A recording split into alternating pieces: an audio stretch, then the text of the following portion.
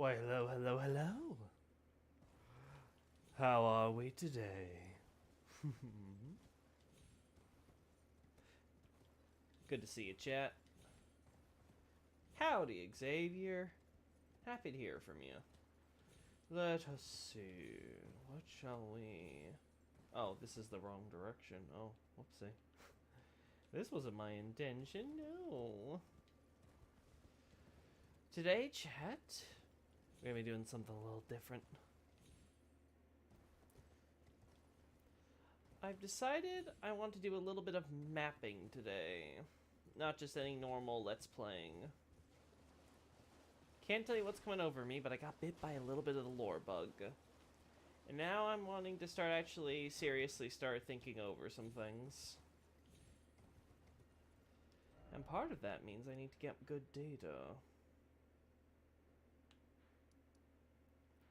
We don't have any ruins, I think, here.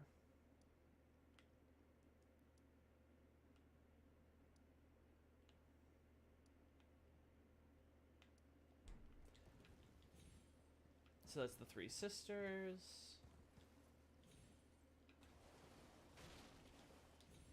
Late stream today. Yeah, John, doing a little late. I'll be honest, I wanted to stream yesterday, but I didn't because I fell asleep.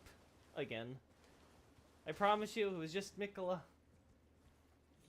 Mikola called me to his dream world, I promise you. He told me all about the DLC, but then I woke up and totally forgot. Promise. Me, would I ever lie to you, chat, and and miss a stream because I slept through it?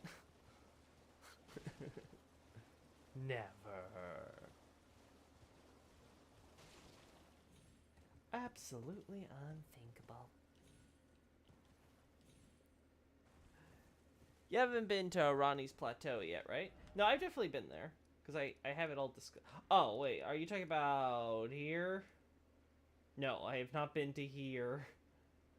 This is the only other plateau I can imagine you're talking about, Xavier. No, but let's see. I want to do some tests. Oh. Did I seriously never notice this before? Well, that solves one problem. Anyway, today we are going to be doing some mapping, chat. Oh, wait, right, there's this... Oh. There's this little thing called the HUD. Perhaps I could use it. I've been seeing so much speculation about the DLC on Twitter lately. Yeah, Twitter's being Twitter. Sekiro Doobie has been particularly on that copium. Jumping at shadows. Hoping he won't go hollow before the DLC finally gets announced. Listen, guys, my perspective on this is it'll come when it comes. It's inevitable. We all know it. Just wait patiently. Personally, I think if it's gonna be announced anytime, it'll be next month. Can't tell you the reason. Just got that feeling in my bones. Next month is that month. So we'll see how my prediction pans out. Nice. But yeah, everyone and their mother wants to talk about, when's the DLC? When's the DLC? I can't wait for people to be completely disappointed because it's going to be nothing like they expected.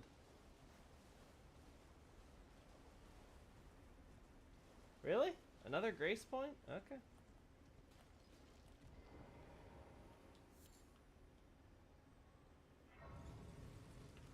So you're telling me, this entire time, I could have had a grace point here? I don't know why I would want to have it, but I could have it. I guess in case I wanted to get to this section of the ruins faster.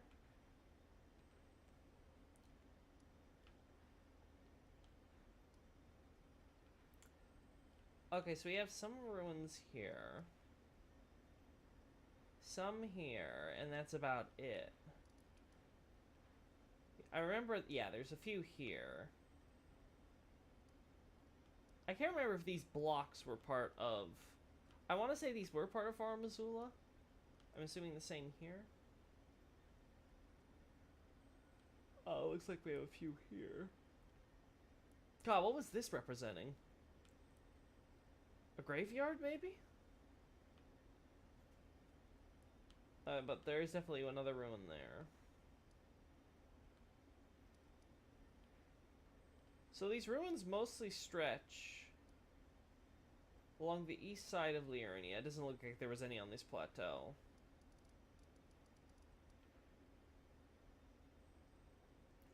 I'm starting to wonder if Farmazula took up this spot here. And I feel like maybe I've talked about this before on a past stream. So I forgive all the VOD viewers who are binging this and are hearing me maybe possibly repeat myself, but I don't remember what I said months ago, so why should you? There was an item in that shed. Have you been there? I have not been to this place, so let's see what this shed's... Oh, there is an item. Hello there. More smithing stone. I just want an ancient dragon somber smithing stone. In fact, I think I want 2 of them or 3 of them or something like that. Is the game gonna allow me to have them? I assume it's gonna be after the plateau or some shit with how this game's doing that. Alright, so let's do our first mapping. Up there. There's this giant structure that acts as like a sluice gate, regulating the water that's coming through and giving the idea of something there. How convenient! There's a wall in order to prevent us from being able to see. Barbaric roar.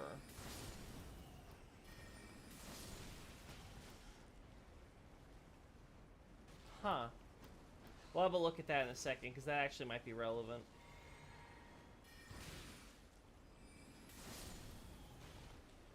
Because Ashes of War are gathered up by the area, right? So...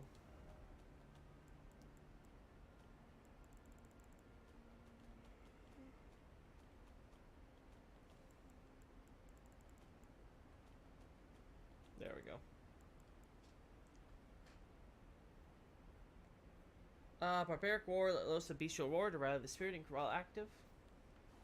Gonna have to check the Japanese for Ashes of War now, see if that one is truly using the term barbaric, because it makes me think that the idea is that this is part of an ancient barbarian civilization. Oh hey Night Scout. Thanks for helping with a bit of Smotown's Ronnie video. Yeah, to be honest, Smotown didn't use as much as I was expecting him to when it came to that, because I gave him a lot of stuff, and I was a little surprised by what he didn't include in there. I'm not sure if it's because he didn't pick up on it, because generally I'm very hands-off when it comes to stuff I do for content creators. Like, unless they really ask, I try not to give my opinion on things.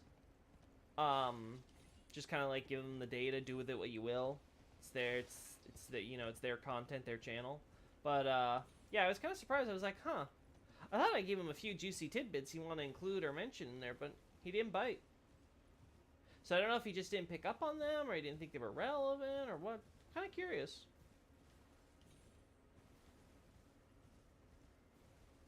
I think this is the alt route to get to Altus at the elevator. Yeah, I've done this on my Confessor character, so I know what this all is. But what we're doing today is a little different. One, we're gonna try to break the aggro here. Oh, it's past time.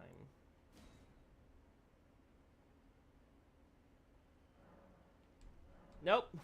Gosh, Liurnia, you truly are. It's always rain and mist with you. Alright, so we have this.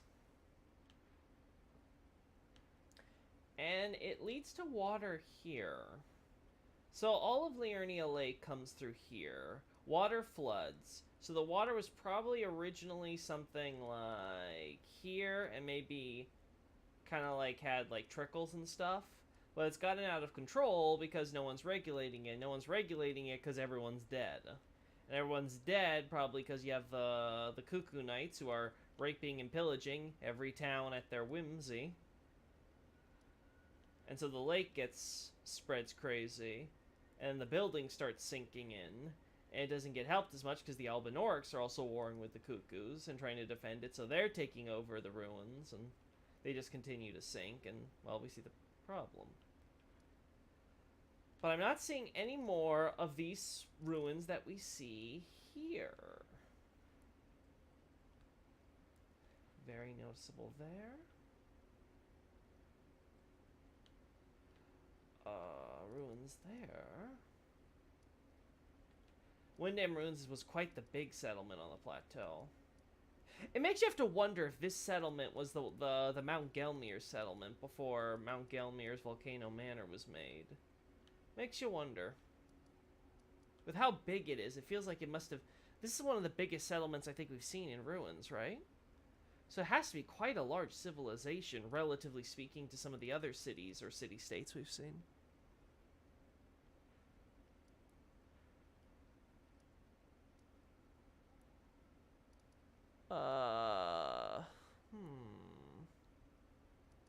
Oh, what kind of stuff do you provide that you mixed it? Okay, yeah, I see. You said you're mixing it up. Gotcha. Basically, what did I provide they didn't use? Oh, a few things. Like, for example, he talked a lot about for example, the old crone. When the Japanese crone isn't used, the term used is simply old, the snow witch, and sometimes she's referred to as an old witch, but that's about it. They don't really use the term crone. So I was kind of curious about him trying to, like, talk about, oh, you know, it invokes certain things in certain angles. I'm like, it's a localization choice, so it's a little surprised there. Similar thing with the occult. The term for the occult used, with, like, Ronnie and other stuff, like, related to, like, I forget what it is, the occult whetstone and things like that.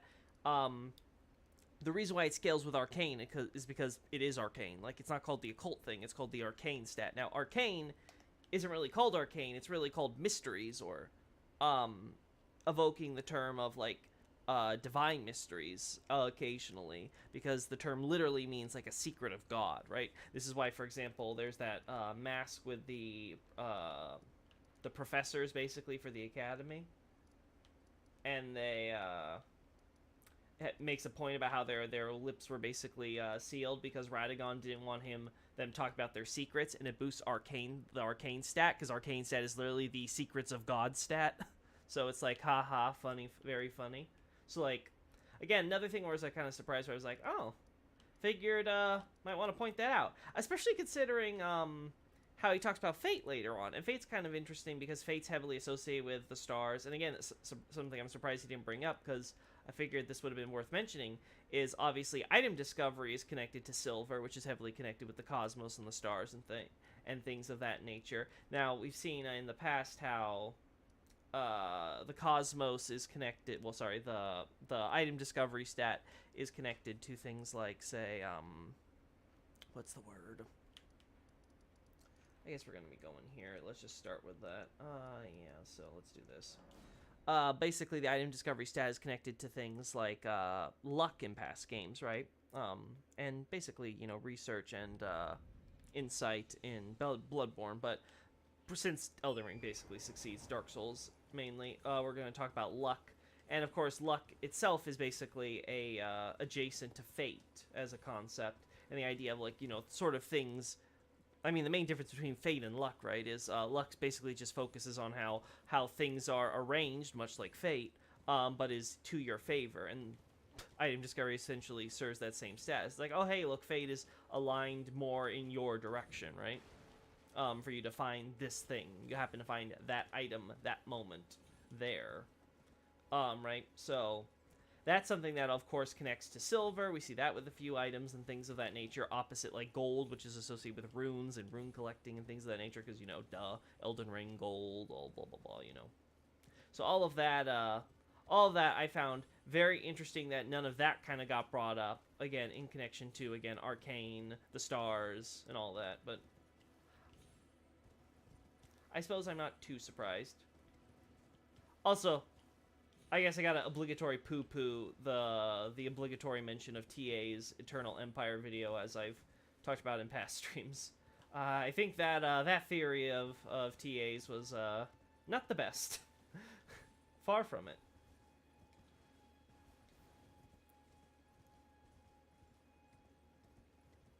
Did he include the thing about the mistranslated ending you were talking about? A little bit of it, yeah. He mostly cited another article, which again, I have no problem with that. I much prefer he talked about I don't know, I guess quote unquote a more reputable source from like a news article or something like that. Media news articles reputable, I know, but it was, I think, very interesting to kind of like just kind of address not only the mistranslation aspects, but also sort of just give his general take on Ronnie and her goals, I should say, overall. Again, like I said, I was very surprised. I didn't get too many references, but I was surprised by what he did include versus what he didn't. I can't tell how much of that was intentional versus how much of that was like didn't notice some of the stuff I was presenting, because I thought it was self-evident. Because again, try not to insert too much of my own commentary beyond what I'm asked. So yeah, nothing here. Just the stuff for Far Missoula, so we can move on. Hey, Vens, good to see you.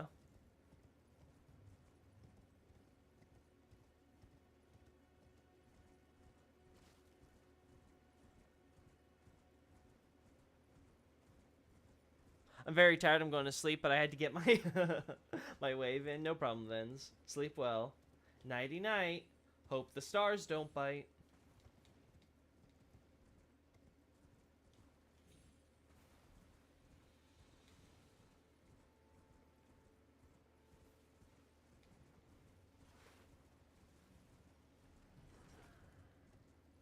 There we go. Oh, let's see. Yes, yes, yes.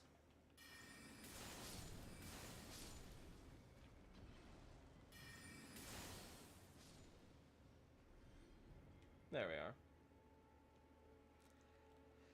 All right. Shall we begin?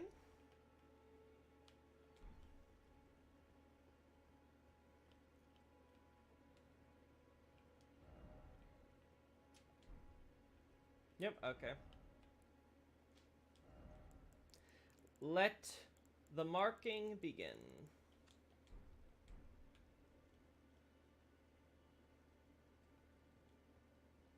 And of course, where we are at.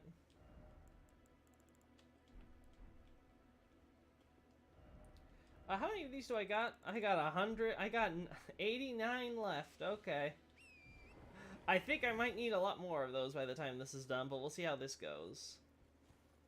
If I need to take screenshots of these maps and more of this stuff later, I shall. Uh-huh. Mm-hmm. So, for those wondering what today's little archaeology tour is all about, I want to map out these ancient ruins, which I previously dubbed basically highway pillars. Though they're obviously, we see in other instances, used for more than just that. We kind of see them used to represent like other structures, like, you know, just general, you know, like, you know, infrastructure and city things, blah, blah, blah, blah, blah. But we see a lot of times they just seem to be used to be like, hey, here's the support beams for like a highway that would go through here. We see all of this here, so... Yeah, okay, so that... We'll just cover that.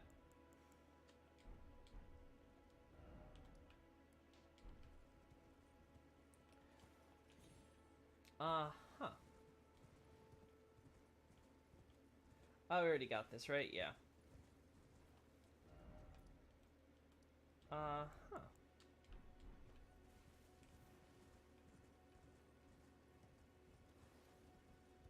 Gosh, I hope we don't see too many of those tiny pillars hidden among the trees.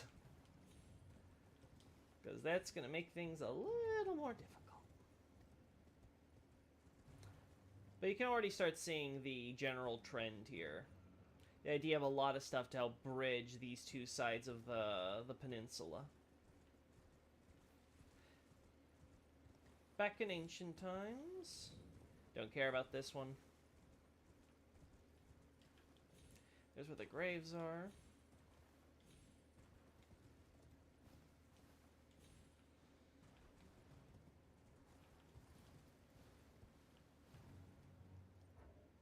Yeah, we see all of this on this side, and then some of the bridge areas coming from here. Are the ruins in Limgrave Pisa Farum Azula? If you're talking about these that I'm marking, no.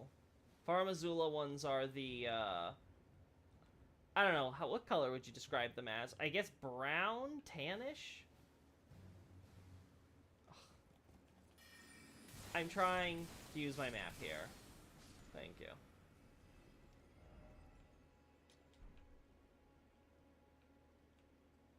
Oh, I see. There you are. Huh. Well, I may as well get this one out of the way.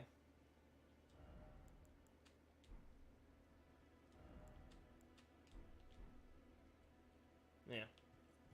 So we can mark all that off the list. So you have the idea that there was this ancient civilization up top.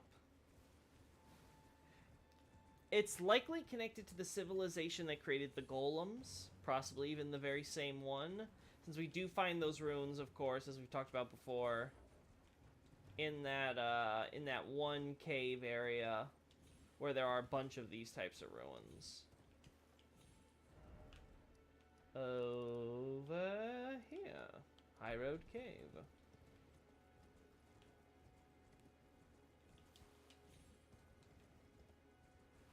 The ones with the ruin fragments, yeah, those are Farum Azula. Yeah, that's the idea there. And that's another one, but that one's much easier to map. It seems pretty clear. We see some here. Here. So we get them in, like, the Peninsula, Limgrave, Liurnia, and that's it.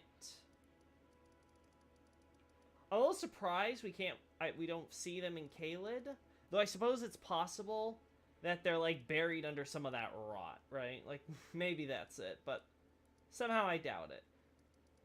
But it's very interesting how and where they fall, and why.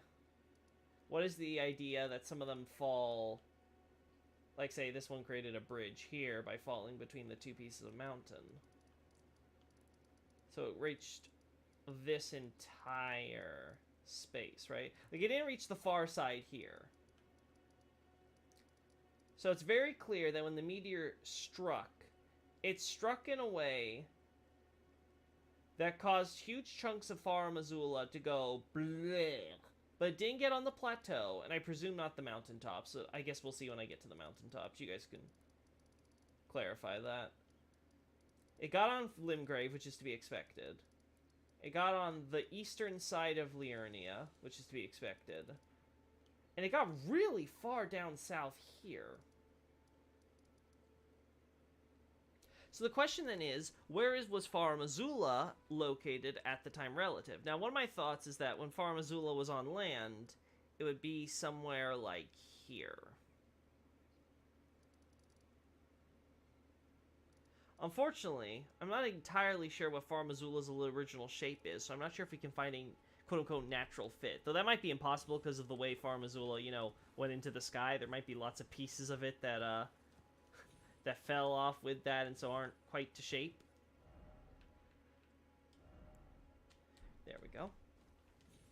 Whoop. Now, when I originally did my Elden Ring diary, yeah, we could see this. We could see remnants of the highway and be like, okay, we're traveling, leading over there. But we also, of course, see, evidence of movement along this way.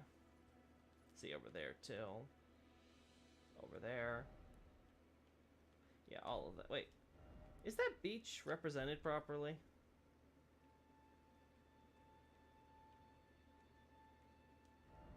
I don't see it. Oh, I see. It's here then, right? Okay, okay, so this is that beach. That's why I don't notice it. Okay. Hello? Hello? Here we go. So we want to have another mark back here for all of this. Marks there.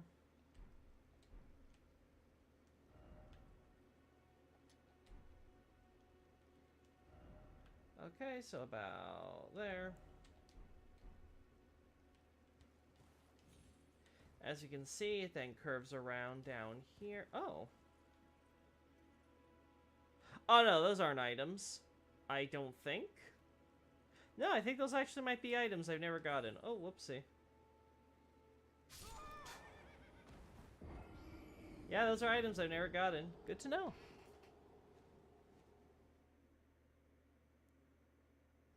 Do these fallen runes from the sky have stuff like the Twin Bird and Wormface murals on them? That would confirm they're Farm Azula debris for sure. Wormface murals? I don't know about that. But it's very obvious, that these are Farm Azula pieces because they have the exact same architecture. And again, the rune fragments confirm that has to deal with the runes in the sky. Consider this is literally the first place we can get these kind of fragments. Pretty sure that's intentional. Oh, let's see. We gotta go here.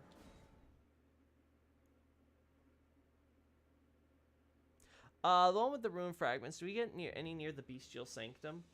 That's I don't think so. And that's sort of my point. Is that once you get to Caelid, it's strangely absent, and it makes me have to wonder. Okay, because this is clearly, obviously, bestial sanctum. This Great Bridge. This stuff's all done with again Farm Azula architecture. Which has me very curious where it relates to the original Farm Azula. So if Farm Azula, let's say, was located here. It doesn't seem like it was located, say, here. Because at the very least, what they represent in game is like a bunch of, they don't show it here, but there's like a bunch of these little like pillar things that like extend to here. Far past, out into the water and stuff like that. So it's like, okay, probably doesn't like directly connect there. At least there's like a thin water passage that has to go through there first.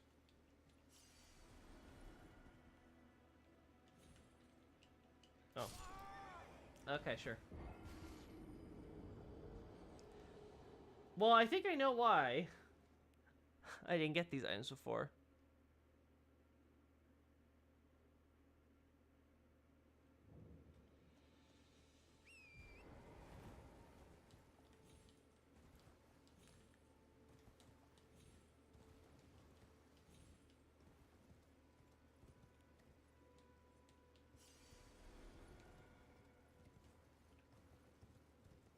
Yeah, Farm Azula murals have some engravings of sea of worm faces, generally only a single line on a sloping floor. Somehow I'm skeptical.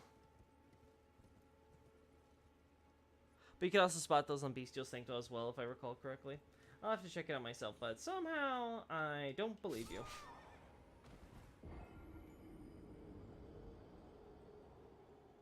We're gonna be here for a while.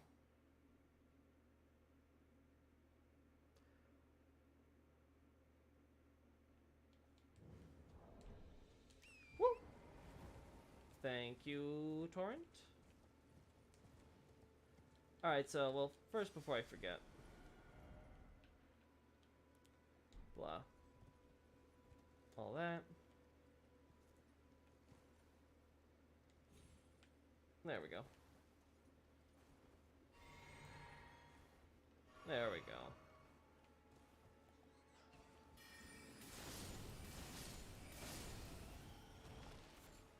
Oh no, sliver of meat and a bewitching bro. What?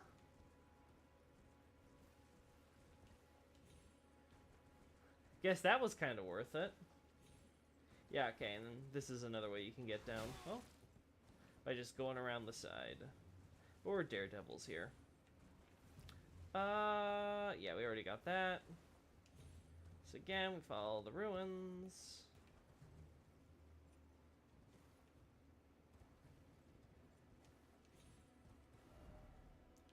So we go about here. Again, we can see the idea of a highway going around the side here.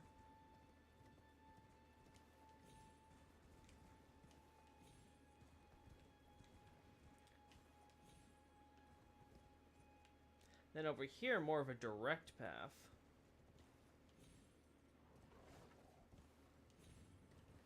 So it almost looks like we had structures leading over here to the mainland around this this mountain top. There you go.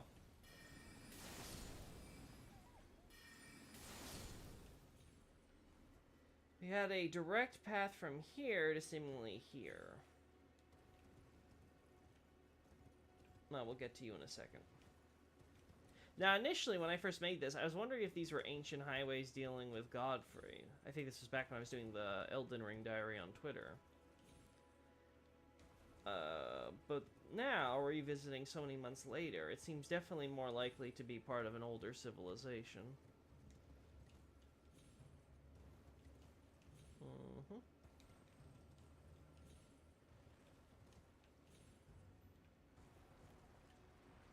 Oh, whoopsie. Sure. Thank you. Oh, that was close.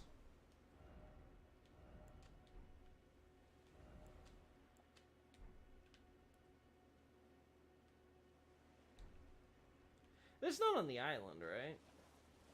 Yeah, there's none of those ruins on the island, so...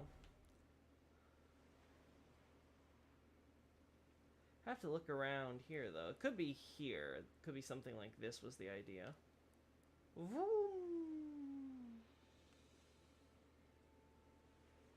Something like that. Either way, moving on.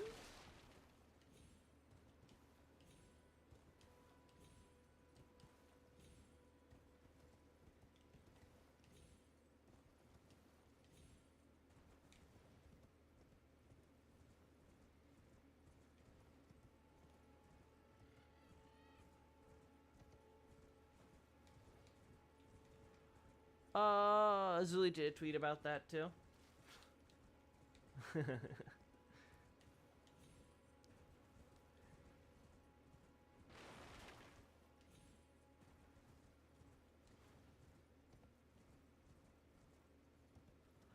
The bridge of sacrifice back there is the bridge I was talking about with the ballista, if I recall correctly. This is the one you said had the special symbol, right? We'll have to go back and check it then.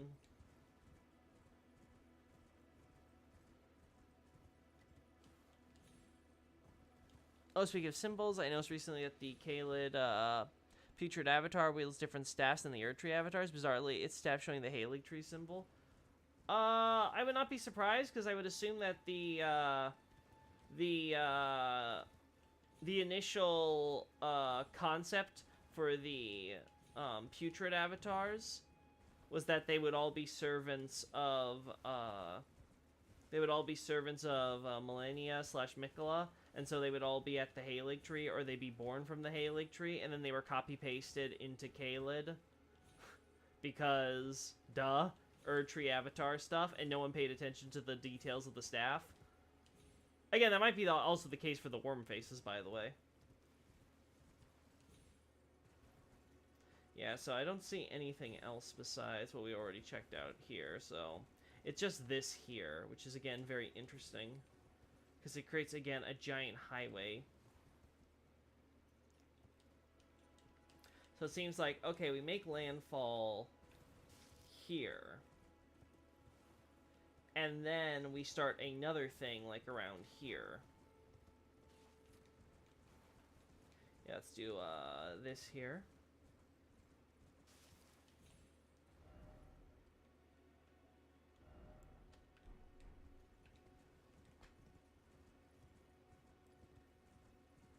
I wish there were arrows that we could place, like, hey, your character's facing this way, so we put an arrow that can face that way. Because that could do a lot in order to help me, like, kind of visualize, like, how these things are pointing and how they're working out.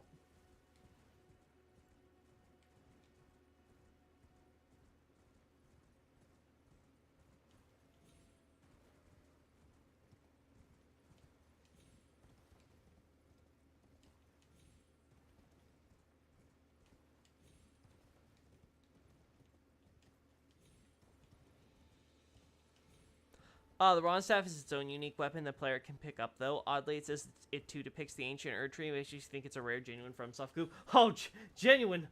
My poor dear child. Genuine FromSoft goofs are a dime a dozen. They are not rare.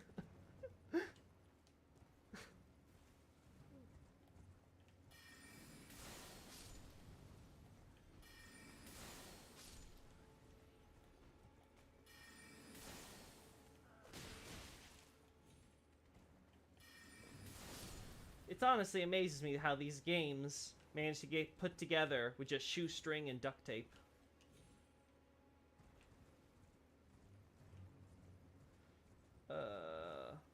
There we go. Yeah, now we want to care about these ruins here.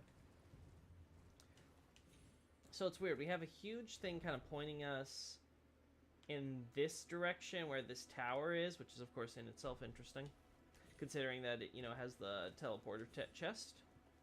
We also have stuff here that goes along there.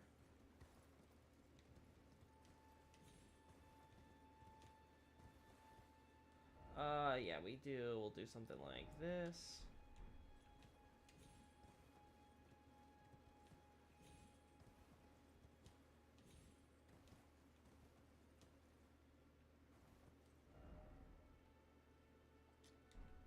Is that about it? Yeah, that's about it. Okay. We'll do it a little bit here because I don't... yeah. And then we have... What is it, like around there? Yeah.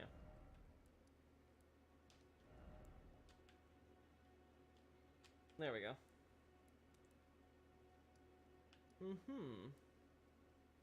Boom. I think that just about covers it. Morn Tunnel. Oh no, there's more of these things at Morn Tunnel, isn't there? Yeah, so in that case... I guess let's go to the catacombs.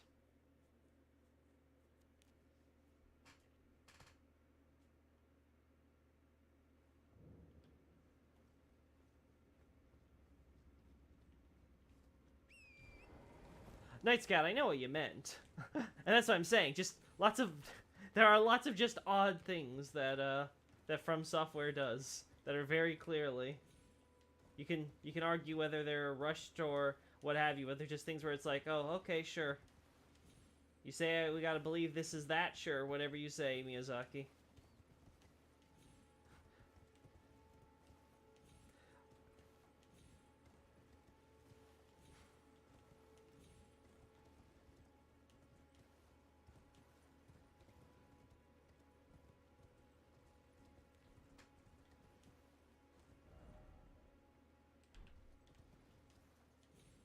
Yeah, here we go. It's like we have these stuff, which is like, okay, we're gonna bridge the way around here.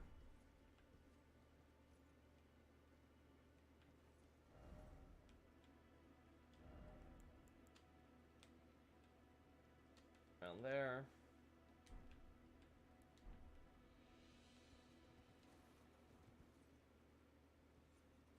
Yeah, and it goes around this way. That seems to just have been like a tiny bridge between these two land masses. Which makes you wonder, because if I recall correctly, minor Erd trees didn't exist at the period we'd have to be talking about for this civilization, because it clearly is one of the oldest ones. It definitely predates America's order. So you gotta wonder kind of what was here before the Erd tree was. Or if it was just continual highways and stuff even after it made this landfall. Yes, yes, yes, you enjoy your Latin singing.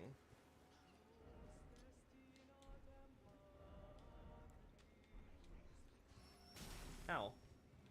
Meanie. Well. At least it's not in the trees like I... Right. Oh. What was I expecting?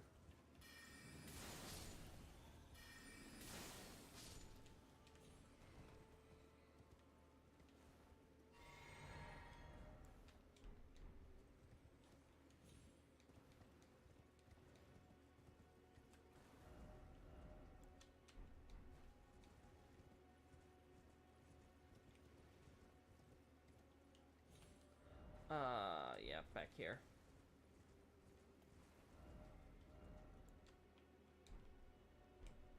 Wait. Yeah, okay. And then it continues over here. Though I'm pretty sure if we go down there, we die. So let's just do this.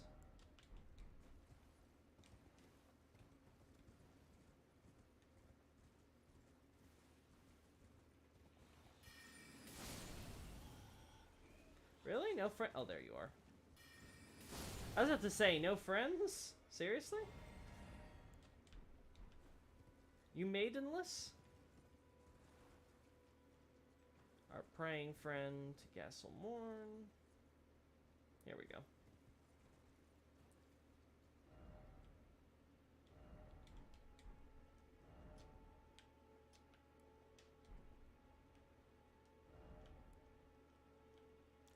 Alright, so we want to do this, and then we'll do this.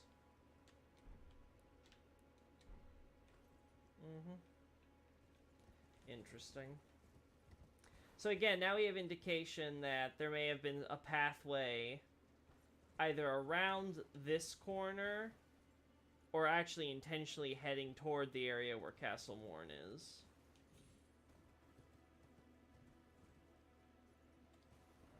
Fascinating the whole way through. It's hard to say how much of this is supposed to like stand in or represent for, oh hey, there was like a settlement here or a settlement there, and now it's all, you know, gone. Eroded with the passage of time. Okay, so we have that, we have that. Is there a way to...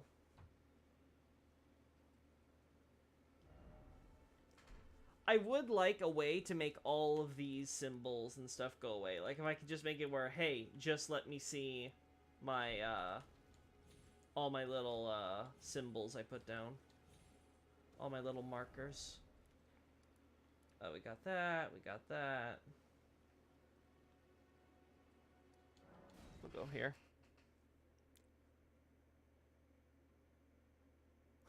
Oh, that bat landed face up, but you're probably gone by the time you read this. Yeah. I'm gone.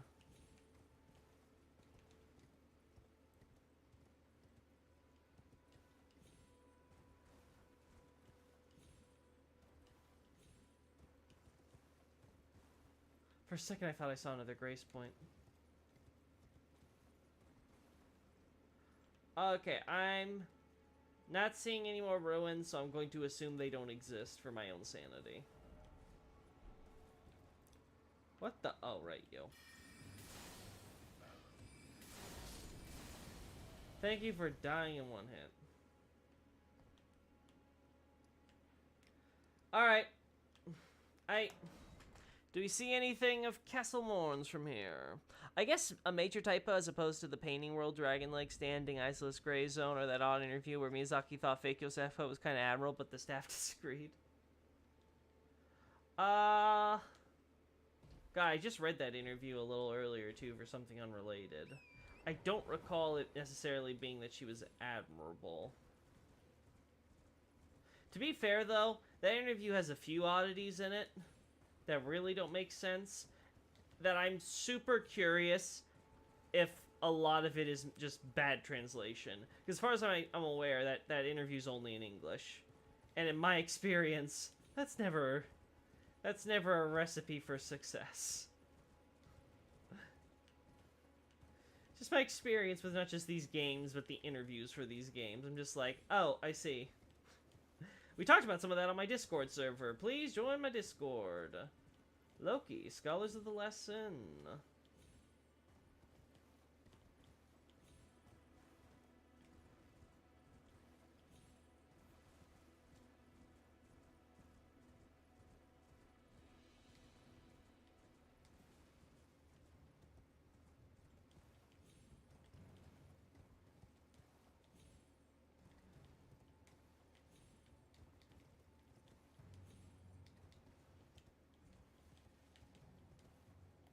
Oh, what's this?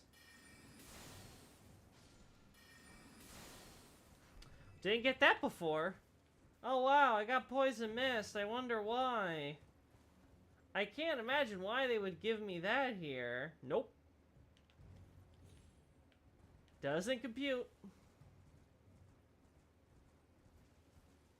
I mentioned because you could have looked at their wing pattern. Oh, I see. You want me to look at the wing pattern for the bats, huh? I gotcha, Xavier.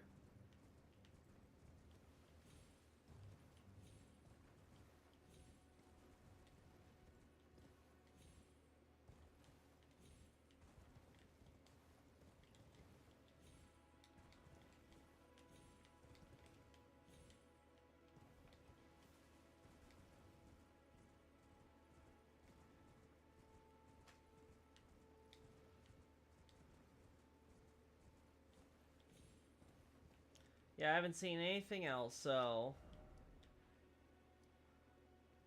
It's mostly on this side and over here. Alright, let's go check out the ballista.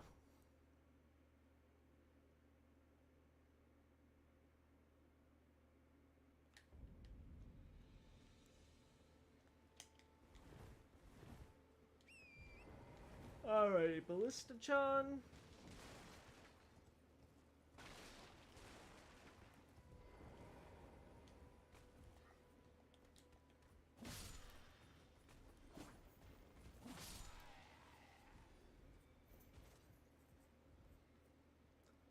Ah, I see. So we do in fact see this symbol here. Let me mark that. Oh.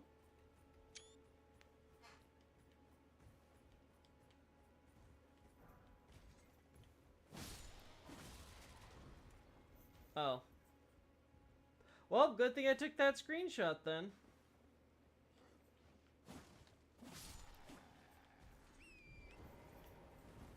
Huh.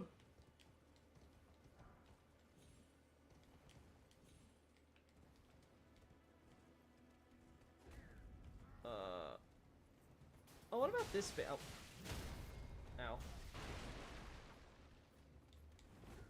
Can you calm down? Can you calm down for like 5 seconds?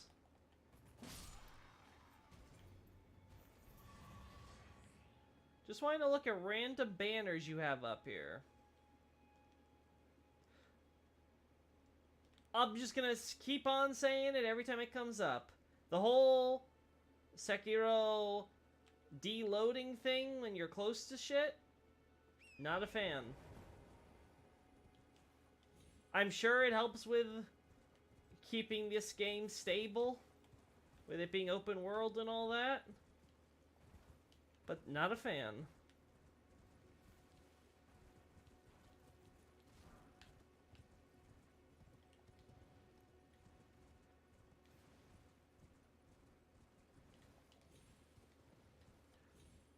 The ballista kind of just disappeared. Is that so, John? Oh, the tree and bee circle might be interesting in JP. What about it might be interesting? It talks of a distant Erd tree, which some people speculate means distant as opposed to far away because we banished. Oh, distant, distant. Also, did I hear a howl?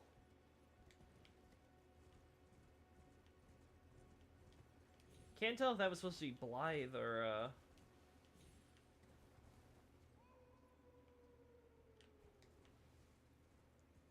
That sounds like it's Blythe.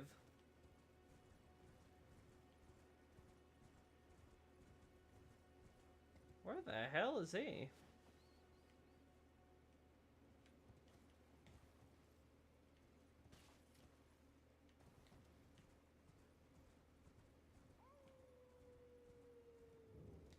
This direction, is it?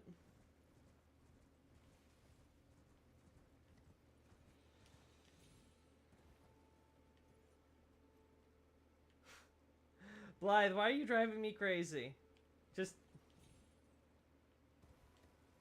Just walk up to me like a normal person. You don't need to play this game.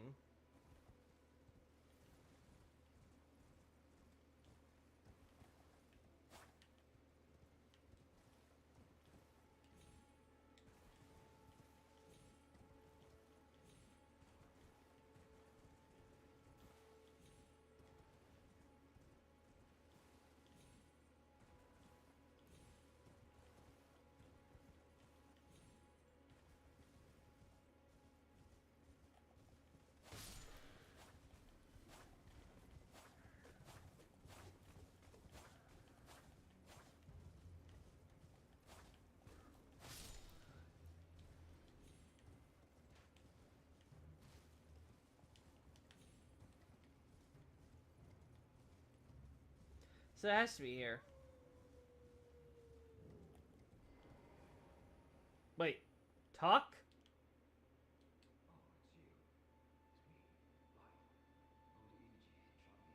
Oh.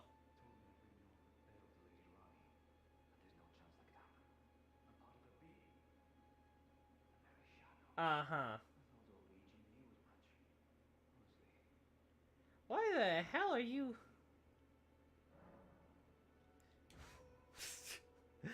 Okay, buddy. Good luck with that. To be clear, the distant thing is in English. Well, if we're talking about distant, I don't remember the text off the top of my head, but if the terms that you would use for distant or far away, especially if it's talking about a distant or far away Erd tree, they can be used to refer to time, but if that was the case, it would be used for a term that relates to time. If it's referring to the Erd tree, then yes, it's referring to physical distance. I.e., yes, it's because, you know, Godric is, Godric ran away like a little bitch from the Erd tree capital. He's far and away from it, so, yeah. That would be the obvious meaning. You had a button propped over the Everjails. Yeah, I just noticed. Because I'm like, he only howls when I'm nearby the Everjail. I do find it funny that EG locked him in the same Everjail that we killed the wolf guy earlier.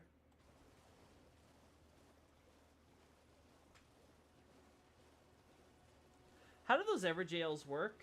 They seem to use gravity, I would assume, because we see a lot of, you know, the same, like, purple-colored magic stuff from the eyeball things, which seem to be a string of balls which use gravity. And gravity seems to be equated to magnetism as well, so you can essentially say that they're interchangeable in this term, but we'll just stick with the term gravity, because, you know, that's what the game uses. But there's the idea that basically the attractive powers and stuff seem to be used to bound people to them, and even spirits, it seems. Or at the very least, that looks to be how it works, and it creates some sort of trans-dimensional pocket. My only question about that, then, is how far we're going to go with gravity / magnetism and the space-time continuum and all that. Because I don't think we see any instance of something like that happening outside of the Everjail, so...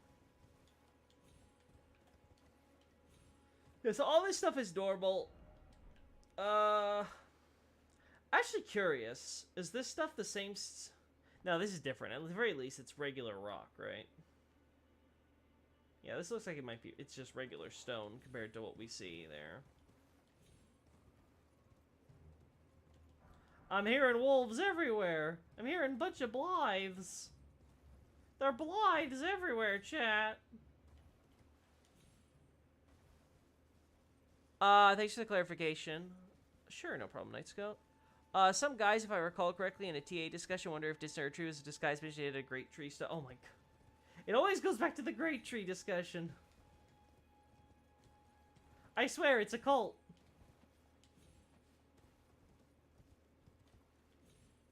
The Night Cavalry uses purple magic to resummon their horse. Yes, but is it the same kind of purple magic we would associate with the gravity stuff? Or is it something more related to, like, I don't know, some sort of death magic or whatever? I actually don't recall, because it's been a while since I've seen a Night Cavalry, to be honest. Actually, are there any on the plateau? I should probably check. I don't think I ever bothered. Huh. Right, so that's the whole Ronnie thing. I know Kayla has tons of them, but we're not seeing a lot here. Do we see any by Fort Height?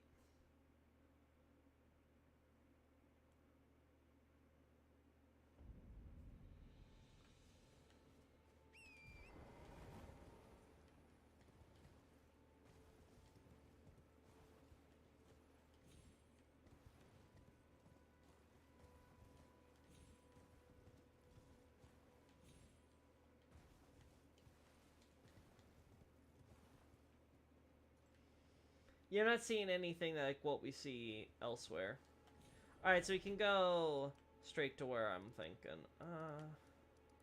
It's around... Oh, isn't there like a golem I'm supposed to jump down and kill? I never got around to doing that. Let's go to Lens Rise.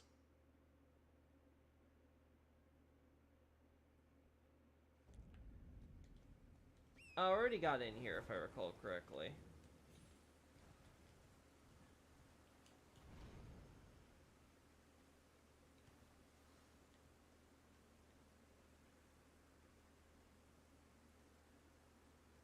So this is where we start seeing lots and lots of that ancient civilization architecture I mentioned. And we can very clearly see how it gets really tall, but it has a bunch of different ruins all coalescing around one spot, descending to that area as well. As we can see here, the way it starts going lower and lower as we get further out from the rock face.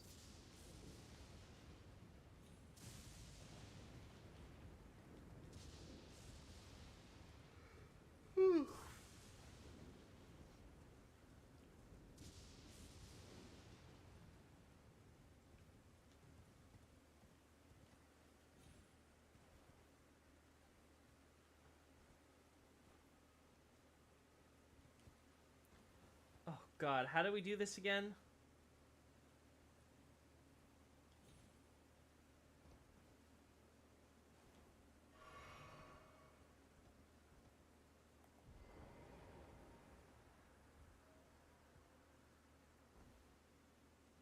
Yeah, I never did get that giant that golem there, huh? Did I? I'd have definitely remembered. I'm pretty sure. Either way, this is an excellent opportunity to do this. Oh. Nope.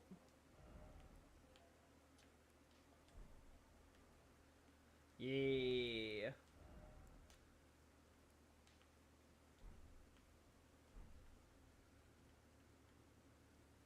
Obviously, there's all those down there, but I'm not gonna get, like, every single one.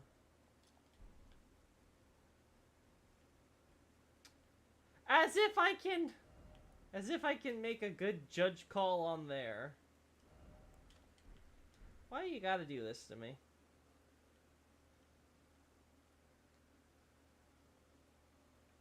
Oh, we'll say it later. The fact we find, though, another golem among these ruins, though, has me mighty suspicious. Once again.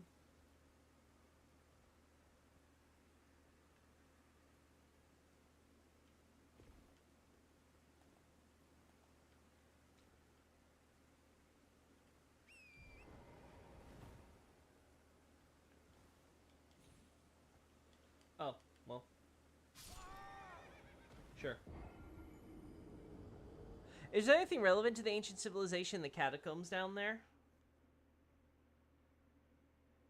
Not that I recall, right? Because the catacombs for Radon and stuff is just a bunch of, it feels like the catacombs were built specifically in the wake of the conflict between, Millennia and Radon. Like, it was just hastily made, so it's like, hey, we can bury all the war dead.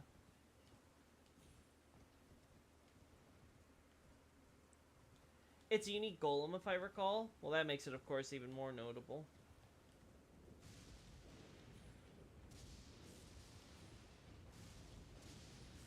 Yes, I looked it up. It's a different vibe from the gravity magic, but it's death magic. It looks different enough to be its own type. Yeah, that's what I figured, because it's like, the Night Cavalry, if we're gonna do something with their... Because I think their horses are called something unique, too, right? Like, they're called, like, death... I don't know if they're called death horses or something, but it feels like they have some... Okay, I was wondering if there were ruins, but no. Oh. Uh-huh. We'll do this, too.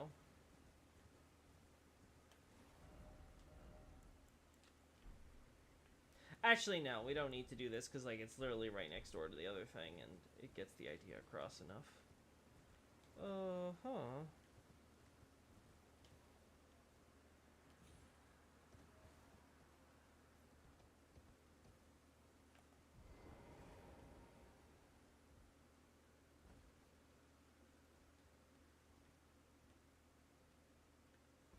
Uh-huh.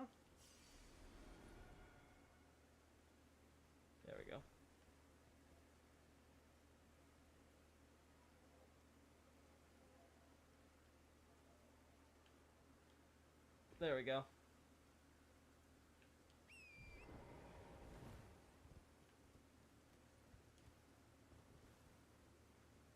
Uh-huh.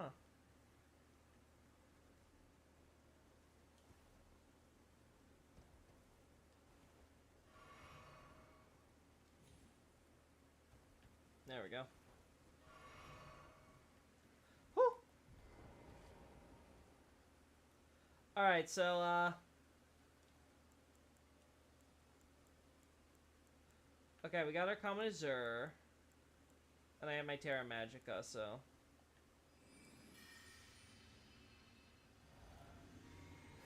Let's see if this works.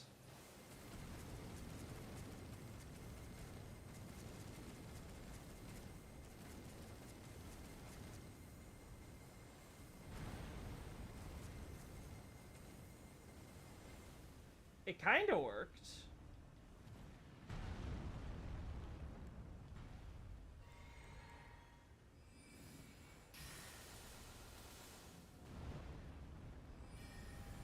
Oh. Nope, no iframes.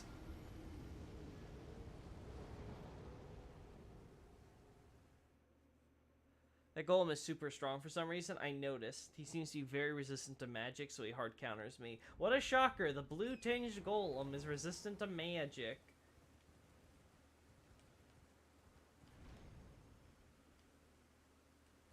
Well, we need some challenge to make this stream interesting, I suppose.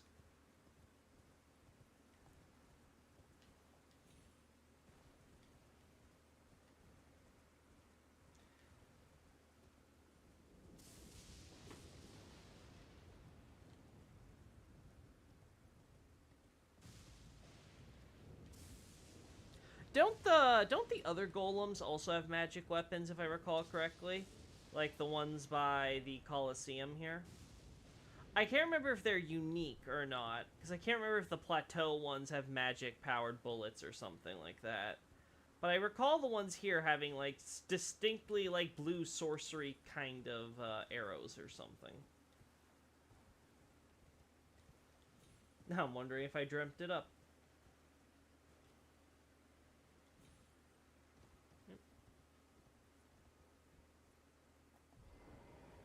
Whoop.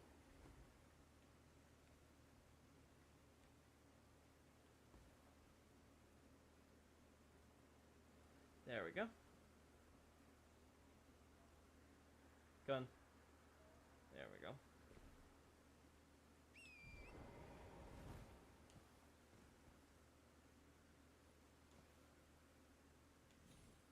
There we go. Just had to be safe there. And we're like, whoa.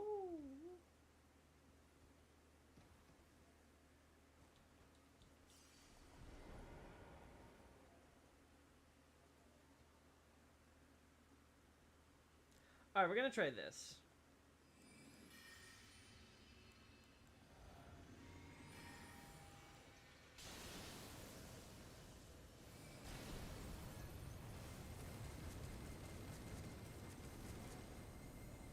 Dang it.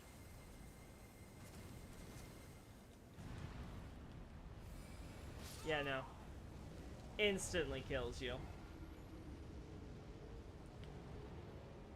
But if I recall correctly, if you get close to him, he does like magic AoE.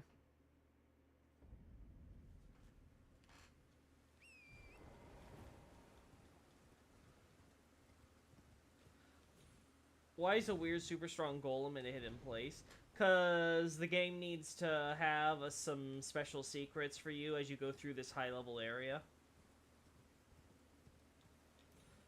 The thing with FromSoftware games is you can logically put a lot of enemies in a lot of areas and be able to make it make sense with the right framing.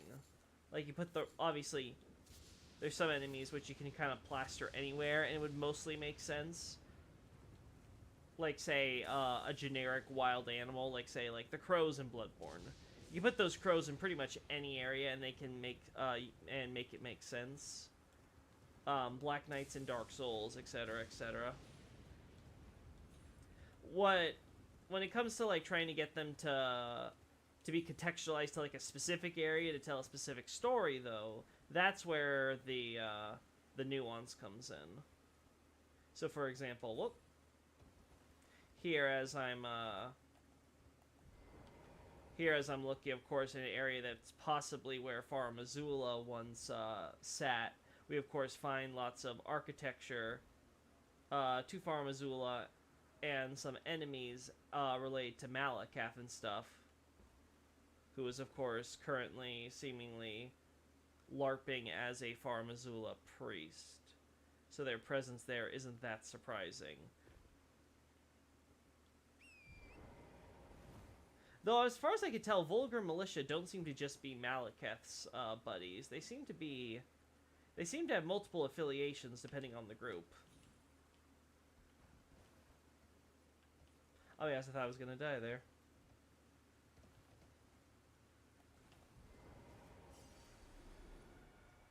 Oh, he might be a Celia project that fell down there, John. That's true. He could be Celian related, though it's a little more distant from Celia.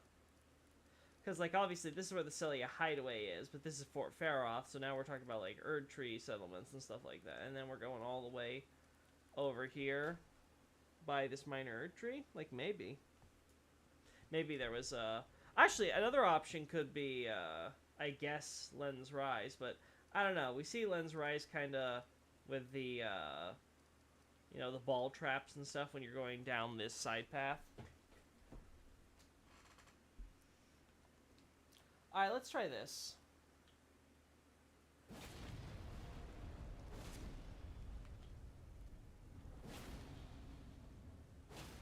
There we go.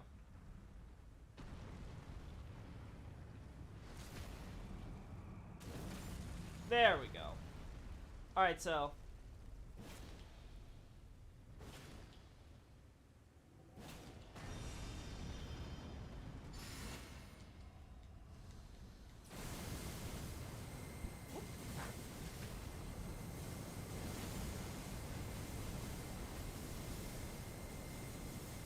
You done? Ow. But then you one-shot me. How can I work under these conditions?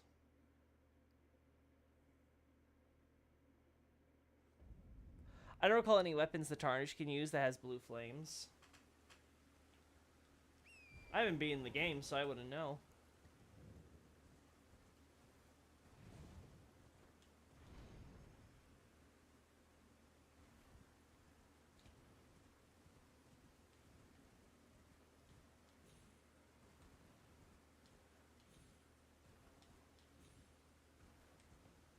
He does a Cerulean Common Azure too, does he?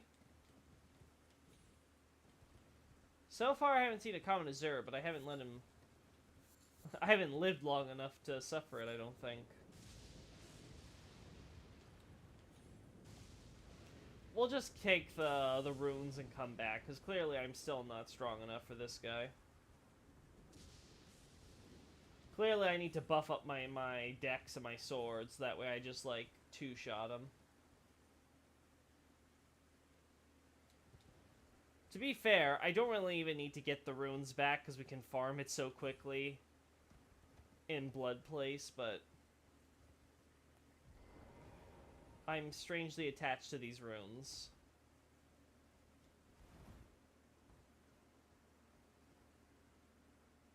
I'm gonna regret this. Almost did.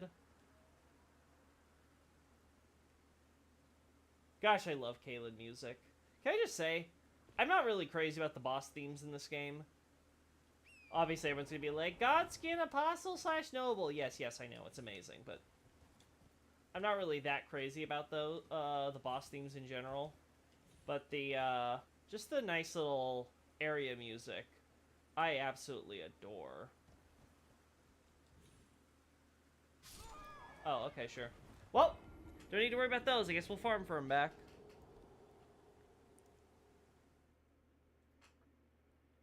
He just did. Wait, that's supposed to be Common Azure? It doesn't look like Common Azure to me. Looks like just a bunch of beams. Little tiny thin beams. This... Listen, I like to consider myself a bit of a Comet Azure aficionado. This is a Comet Azure. You see that big, meaty, thick, dark beam? That is a Comet Azure.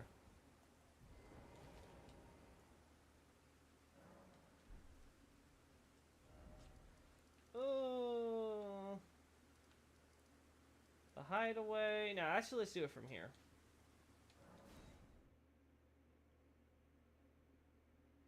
Yes, I get that you're trying to joke, Night Scout. I'm trying to joke too, please. Please meme with me.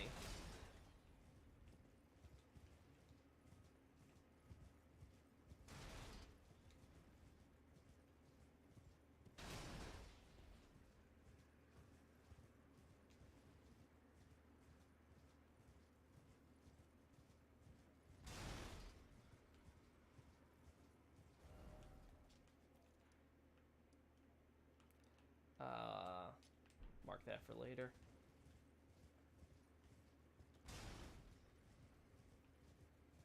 So again, we see all the highway junctures.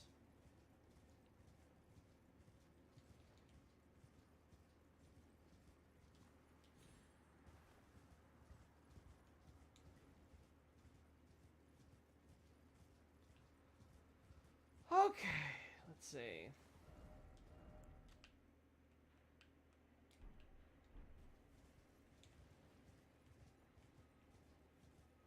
Let's do it this middle one too. There we go.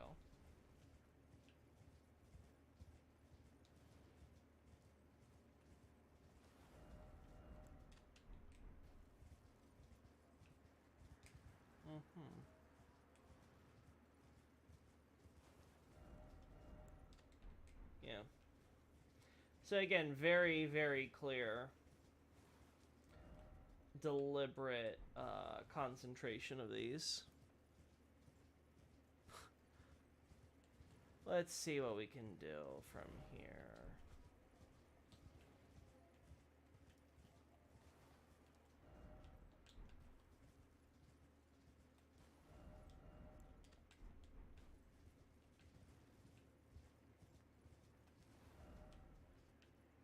I don't think we need to put one there, exactly.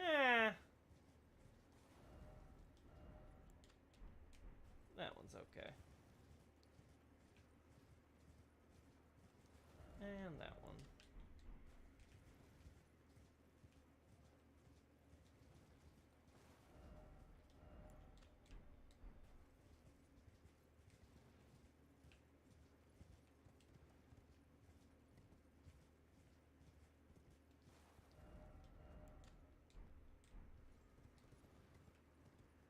That one's good.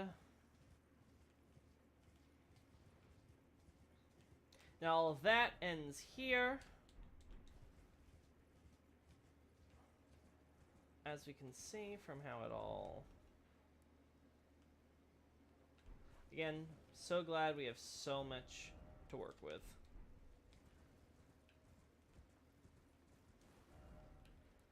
In fact, we have so much to work with that I actually want to remove this and just move it here because I'm making my point anyway.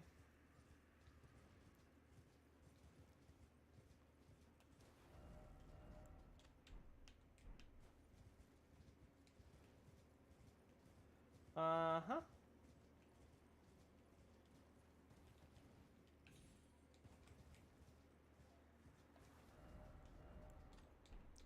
Uh-huh.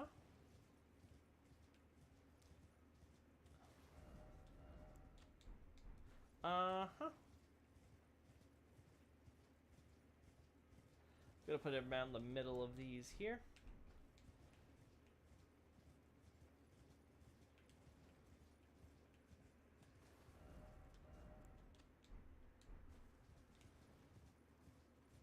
Again, notice where the glowing blue line is relative to all this.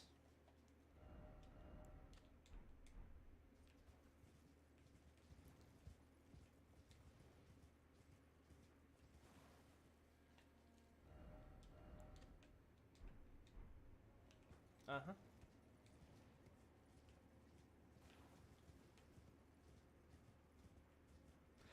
recall seeing this a lot, of where it's like this big pedestal and then a thin one.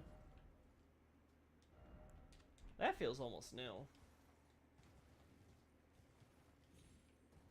We'll look over there in a second, my friend. Let me just get your brothers.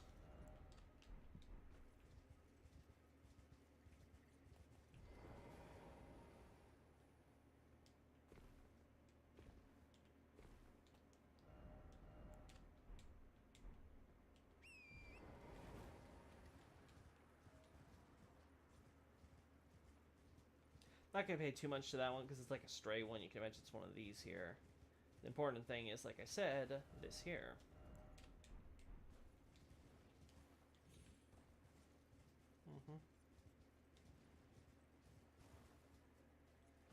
Uh-huh. We'll do it over here.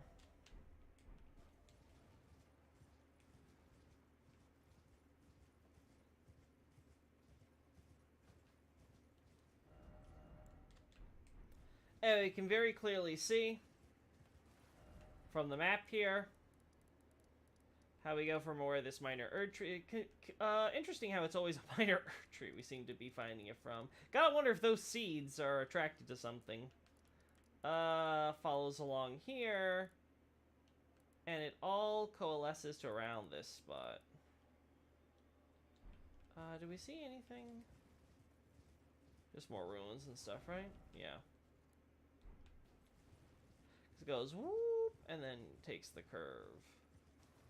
And all of it to take us down here. Towards the champ for just barreling on through these huge weapon piles. Listen, I've seen my character like stub his toe, and every wooden object, from chairs to desks to entire boxes, just comes apart at the seams. I swear, they don't make them like they used to.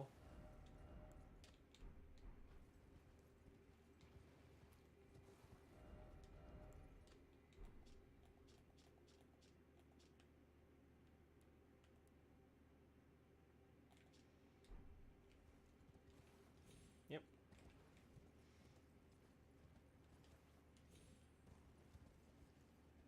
So you can clearly see with the way they stack and everything how the idea is that, okay, you have this above ground civilization, but something was here that allowed them to then climb downward into the underground. And they had thus a connection between this civilization above ground and the underground civilization of the dynasties, right? With these little palaces and stuff.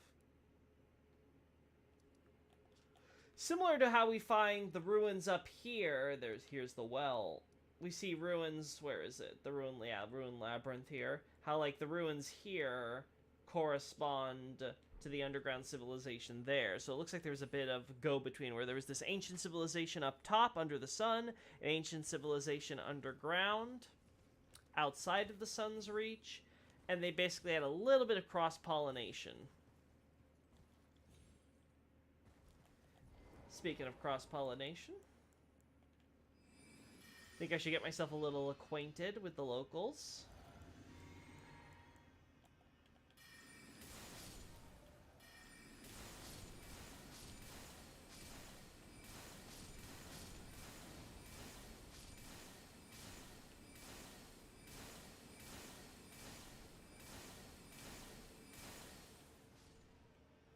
Oh, whoopsie. I'm out of flasks. Whatever will I do?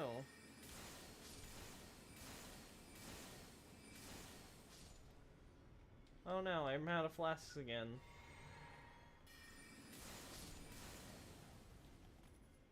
Well.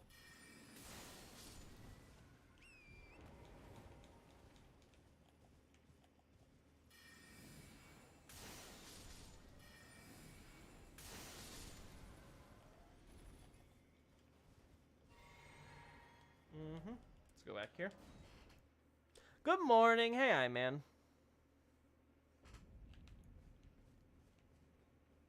Let's see. Wow, I really need that Terra Magica buff until I get the staff upgrade, huh?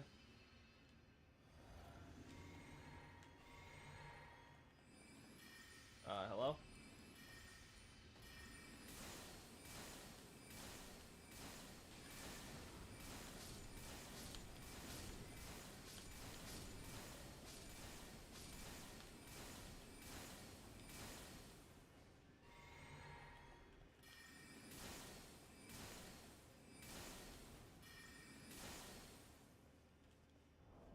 Actually, I've already made all the runes back. At this point, I'm just a psychopath. Yeah. Okay, so any other of those runes? I don't think so in the Mogwin area, right? And I don't think we find them anywhere in here either. So I think it's the only time underground we see that stuff. Again, outside of, like, High Road Cave. Which is actually interesting, because High Road Cave is the only instance we see these either. Fascinating. Genocide in this day is so sad. It's a sad day for genocide, but not for me. Let's see. Okay, what happens if you kill Morgott before killing Margit here? Do you just not get the grace point? Because you technically never encounter Margit the Fell? I'm actually curious about this. How the spawning for that works.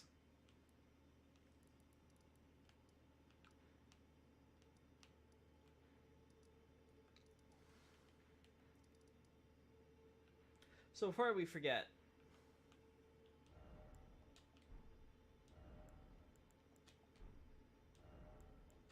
Right?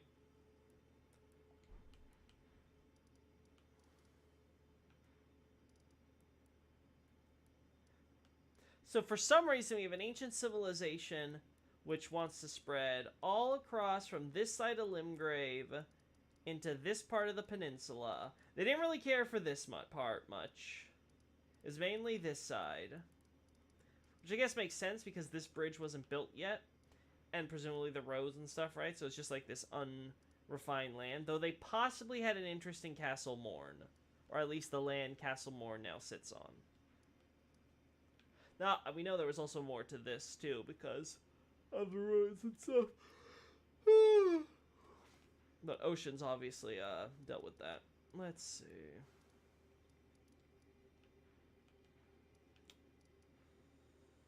I wonder if... no, I don't think there was anything here.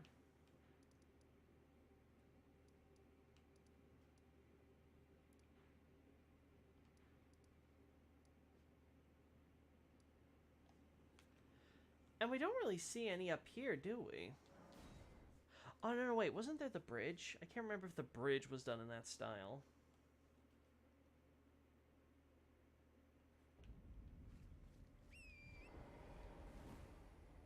Yes, I don't see any normally. Ugh. What about this great bridge? Hey, Alfredo.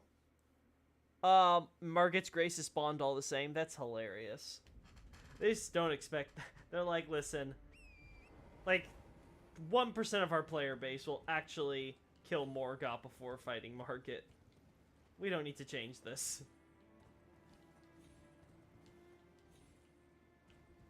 So we do have the Erdtree Highway style here.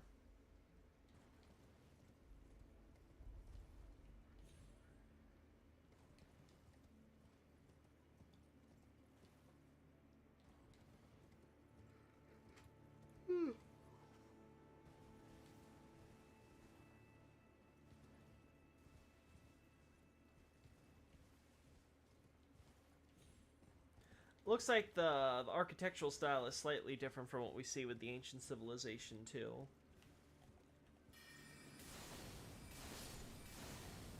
I remember these guys being tankier, but maybe I'm going crazy. I may be senile.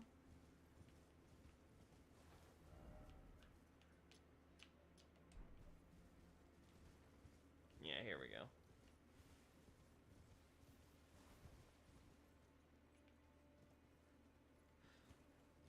Yeah, it might be using like parts of the original assets, but it definitely seems like it's its own unique thing. Yep.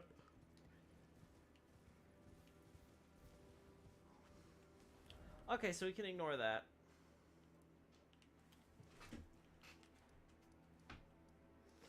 Oh, you don't really see any of that here either, right? So there really isn't that much. So if this truly does belong to an ancient civilization who created the golems, they're long gone. And it would seem this civilization is probably contemporaneous with Far Missoula. Because Far Missoula is being built by intelligent beasts. Giants are taking over the mountaintops from ice wyverns. Humans at some point are developing. And they probably evolved from dragons.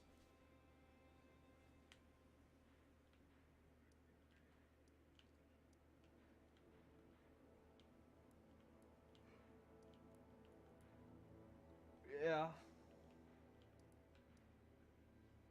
Oh. Let me do this, because it looks like there's even more there. Let's go... Oh. Seaside ruins. Yeah, there's a lot here we might want to look at. Hey, I am. Or they were the first Far Missoula after Far Missoula's figurative fall. Far Missoula doesn't fall until very late in the timeline, it looks like. Because it's around as late as the Great Dragon War, so...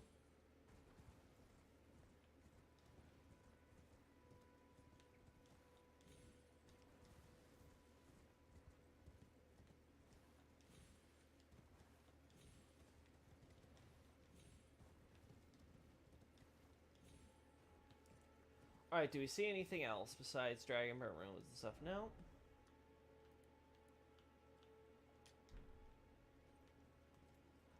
More ruins we can mark.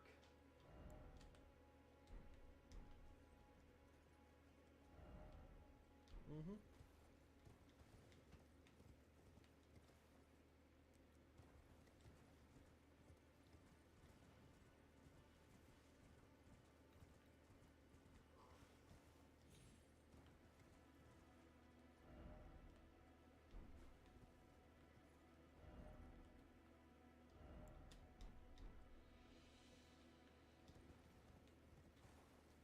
Actually, no, we don't like you.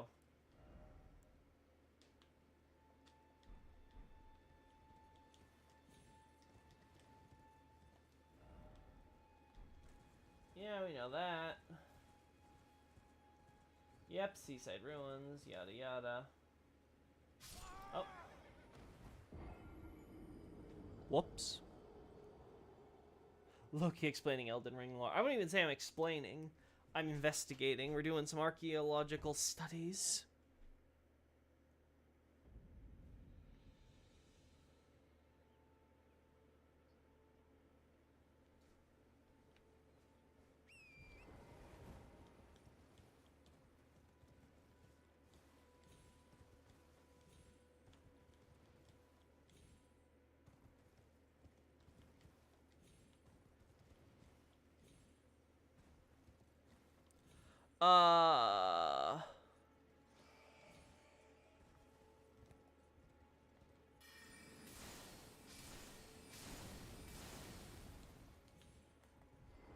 There's our little pattern. There we go. Alright, Xavier, what's this pattern I'm supposed to be looking at? Ooh.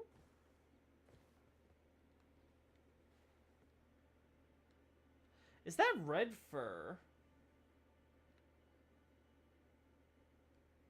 Huh. Not what I was expecting from a bat. Correct me if I'm wrong, but bats usually don't have fur on their wings, do they? At least not the inside of the wings. And a bright red and gold color. Definitely makes you think Crucible.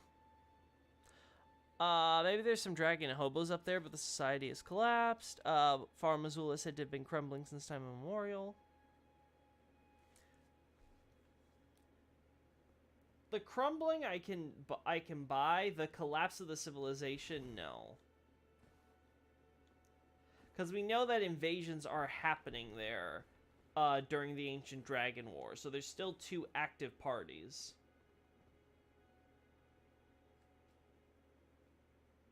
Nope. Red and yellow ovals. Oh, I see. I see what you mean, Xavier. It's not just random patches. Specifically, it's gold ovals. Yeah.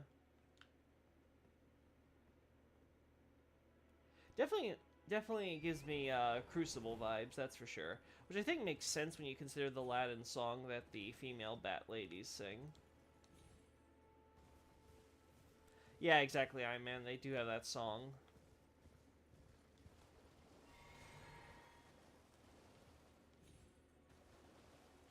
Did you hear a late interview R.R. Martin about Elden Ring? He was explaining art he did for it. I have not heard anything about Martin. I assume he would be doing doodles or something, right? Because he has to kind of be describing some of the characters or what they're doing, or maybe something about their appearances or stuff. Again, it's one of the reasons why I'm somewhat more lenient with localization terms of certain stuff. Like, there's some stuff where it's like, okay, it's obvious that they're just working with the Japanese script. But I'm a lot more lenient on stuff where it's like, okay, this could possibly have been a quote-unquote English first, because it's possible that Martin came up with it. And I'm assuming he's doing all his stuff in English. I don't know about what his Japanese proficiency would be. But I assume he's not writing in Japanese either way. Nothing here. Yeah, I can't see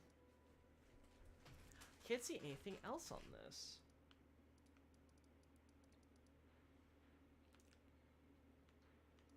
Now, I assume there's probably going to be more ruins in the mountaintops or something.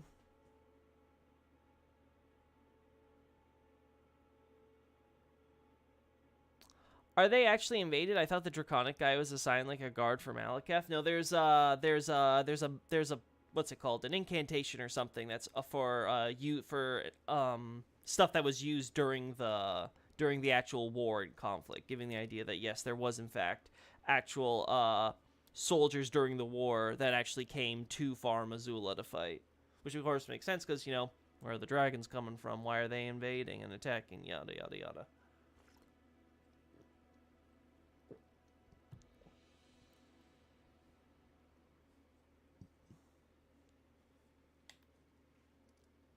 As far as I know, Martin has no Japanese. Yeah, I'm not familiar with his. I'm not familiar with him too well, but I've never heard of him as someone who's been someone very interested in good old Nippon. So that's the Golden Klansman.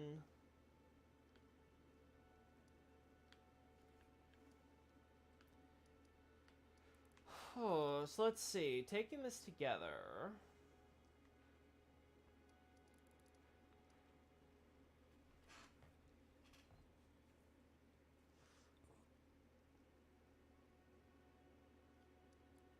Yeah, it's hard to think of some, because there's several ideas I can have. One, this isn't necessarily, like, we'll call it one civilization, but it could have been, like, multiple city-states, kind of like the Eternal Cities. So it wasn't necessarily, that's why we see the ruins so separate, because it's like, okay, there was a civilization maybe here, and then it spread here. And then, of course, we have the idea that there's Far Missoula, and then there's stuff that's being spread, like, here. It's like on Caelid, and then it moves all the way here. And if we believe the golem was not created by Celia itself, but was a creation of this ancient civilization purely, it wasn't like they took the golem and then like experimented on it or something like that, then it's quite possible that either Celia as a town is that old, and it comes from really, really early in the timeline, because we know that the Eternal City / the Nox come very early in the timeline. They're contemporaneous with the giants taking over the mountaintops, so we know that around that time, the Nox are going underground and establishing the Eternal Cities and stuff like that, so it's quite possible that Celia being made above ground would be happening that early, too. Hey, regarding the bat wings in the Crucible, do you think the glow of the trees at the minor Erd Tree Church at Altus gives an orange tinge? Do you mean this one? The minor Erd Tree Church? I don't know about an orange tinge. I'd have to double check, though. I recall it just looking like all the others, looking goldy. But I'll check I'll check now. Loki's luring me back into slumber. Such nice fleeing, doing more. I can't tell if that's a compliment or not.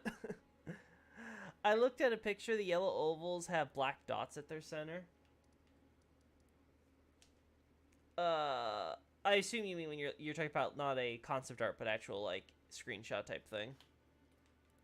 Yeah. So one possibility, like I said, is like these could be like separate city-state type deals, which explains why they might have similar copy-paste architecture, but they are technically distinct. So it might be something like one civilization here, one civilization over here, and one civilization over here.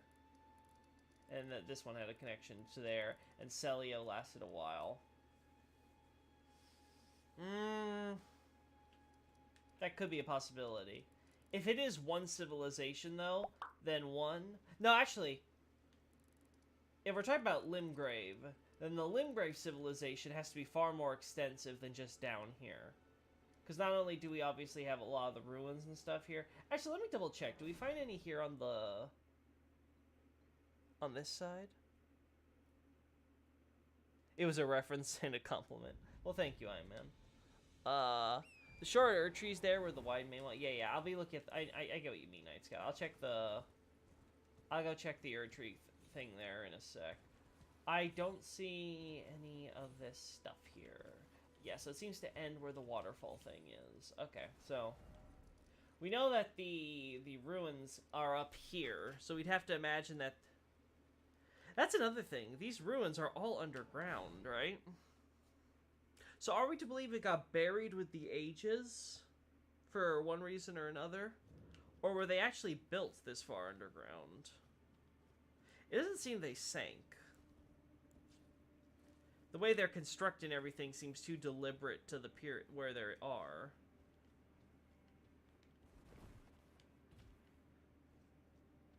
So it looks like more of an idea of either getting buried with the ages...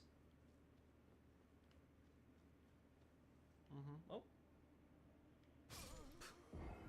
I wasn't looking. Or something like it was built this way from the start. But we don't see anything that it would connect to underground, so I don't know why it would. Unless considering it's at the source here? Actually...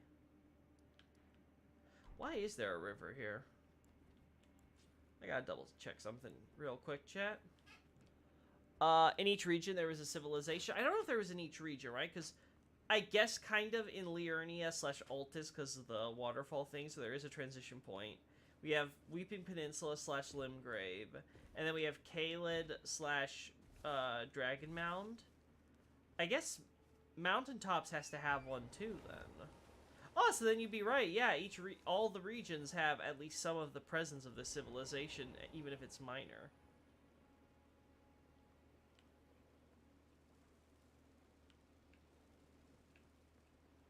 Yeah. I guess it's possible that the water line goes up, and that's what causes the river here. But now it's making me think, what if the water emerges from a ground spring under here, and the civilization went down here in order to access / control that ground spring, so they could have the river dump water down here, so the civilization on this side of their urban society were able to access it easily, kind of like a kind of rudimentary sewer system. Well.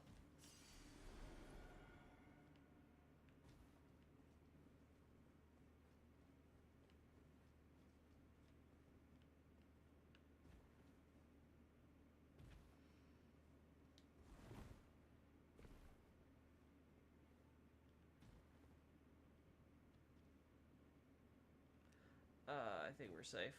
Yeah.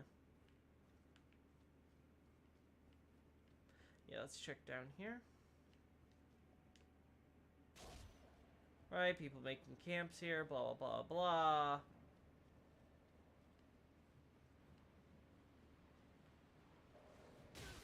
Oh, no.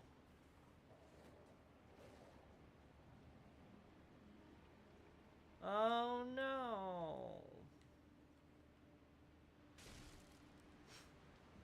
The poor bat.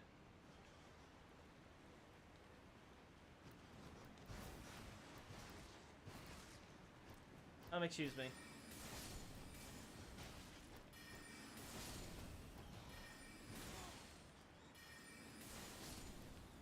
There we go.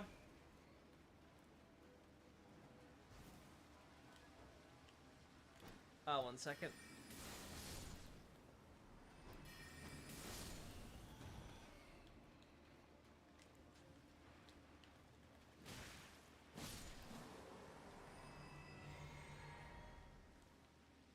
Yeah, so we have water coming in from here where the ocean is.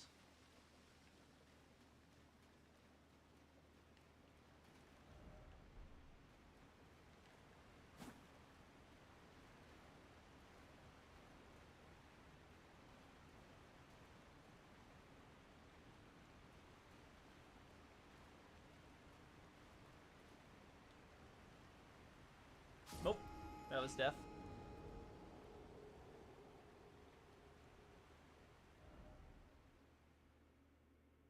Go to the Beast Sanctuary and check out the shore. It made me have some ideas. I've already checked the Beast Sanctuary, but I do need to look again for something else.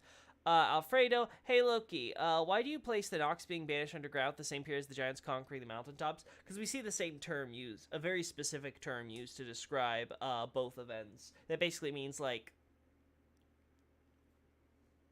great, like I think for my translation, I translate as like ancient times, so it means like basically a great antiquity or something. So it kind of tells you that's a very specifically long time ago. Versus say some more general terms like, oh, this happened in time immemorial or long ago, or like vague terms which could be like, do you mean like a decade ago, 100 years ago, hundreds of years ago, centuries ago, millennia ago, etc. Like that type of stuff. I'm telling you, Lindell used to be Lothric. I'm still wondering why Lindell seems to have a giant chunk of the city devoted to nothing but walled-in water. It's like someone designed the place to be New Londo on a whim. My take has been that's because that's where the meteor that Estelle went through, and it went straight. Where's... Because this is what we're saying. Like, I'm not sure if it's actually water here, because it looks like that here, but I don't know if in-game, when we check there, if it's actually water. But let's assume it is, just for the sake of argument.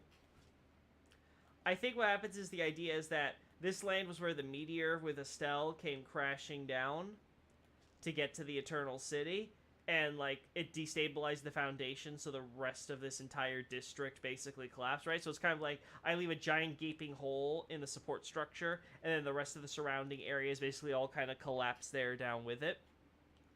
And so it's like, oh, okay. And then let's assume this water is here. Then I assume the idea is just like, okay, collapse, maybe, creates a new foundation because all the rubble and stuff eventually, like, pile in and plug up the holes or whatever, right? And then the water's left in to kind of fill the gap to make sure that, hey, no one's gonna make it all the way over here because they're gonna have to, like, sail or swim or whatever, right? So no one's gonna open those doors again. Oh.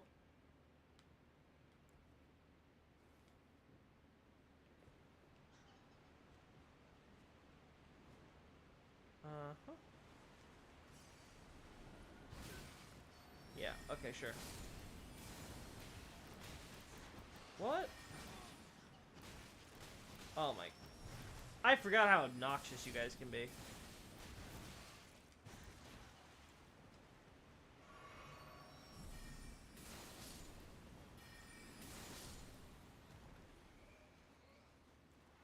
Oh.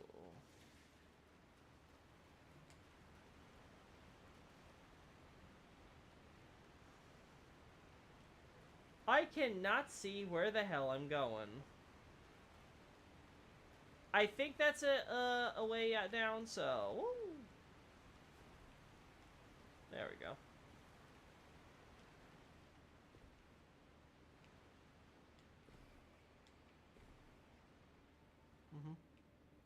Actual staircase in this civilization is weird. It doesn't look like their exact same style, but I assume it's a copy-paste. Oh, that's right. We do see, if I recall correctly.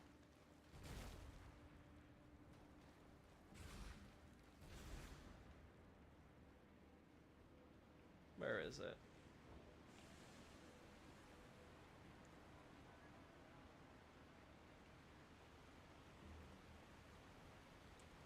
Where is it? There we go. Yeah, we do see some regular brickwork here, and I think it's the same thing, if I recall correctly, when we go fight the magma worm at the civilization spot over here. Yeah, I recall these assets. Yeah, okay.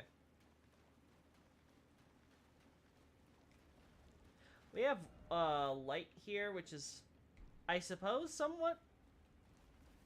somewhat realistic if we try to play with the idea of where the rock face is supposed to be and where's above water.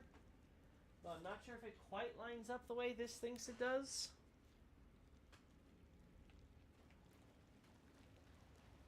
But yeah, with all the water down here, I wouldn't be surprised if the idea was this was part of some sort of water pumping system that was supposed to be, you know, dredging it all up and all that. So that way they could create this river that would then flow this way and downward to form this lake here, right? Now we obviously see how this lake's much like in Radio Lucaria has gotten a little out of control, but the problem here is that the ruins haven't really sunk. They've more so been burned by a dragon who's decided to reside there. They also might be more recent, so it's too soon to sink, but anyway, okay.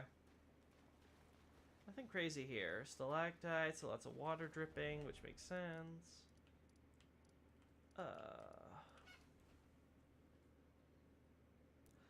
Wouldn't that part of this Eternal City had been on the surface at the time when Estelle came, though? No, the Eternal Cities were, again, Eternal Cities were not on the surface. TA's entire theory there is bunk. Like, TA's literally trying to tell you that, like, oh yeah, this sunk. This city, which would have to be on partly this elevated cliff and this much lower cliff, all sank. It's like, no. Just no. That's on its face silly.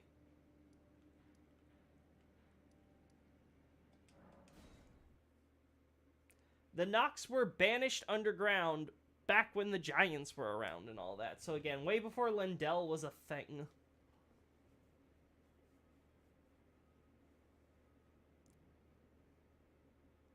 From Beast Sanctuary, you can see lands you can't access in-game. Oh, is that so, man?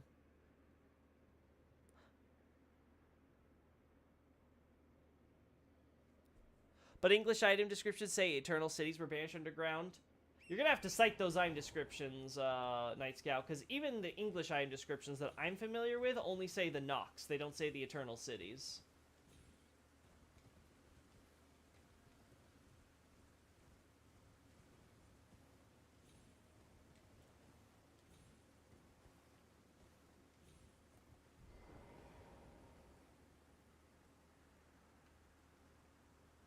Yeah, so we see the tower here. I guess that's another reason to believe that Farm Azula might be here, because there's the tower here, and it's all by its lonesome. Though again, I don't see why the tower wouldn't be brought up with everything else if it was, you know, part of the whole gravity well thing. But I guess you can make the same case here for Caelid.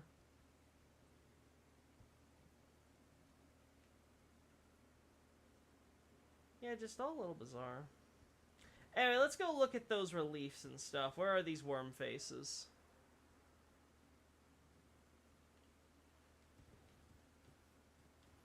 Where are these so-called worm faces?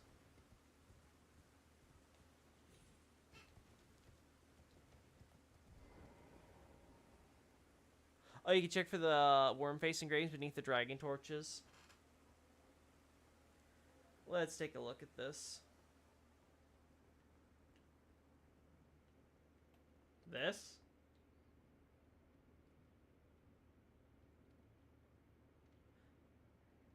I don't know. This doesn't look quite like worm faces to me. Like, I get why some people might be saying, I don't know, it looks more abstract to me than that. Like, I'm looking at this and I see dragon images in some of these things that I'm looking at.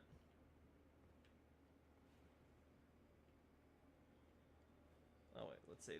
This looks like it's,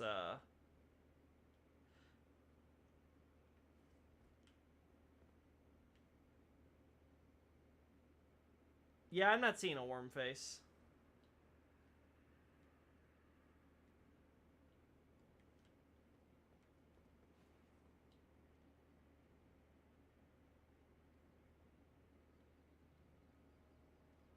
Yeah, I'm just not seeing it.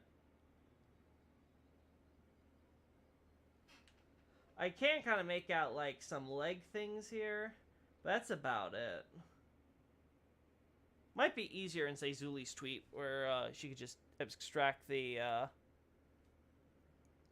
raw textures, so maybe it's clearer there. But the way looking at it here, it just looks like shapes. It looks very vague, animalistic shapes. Oh, hey, Pantaray. I just woke up. How's it going? It's going okay. Doing some investigating.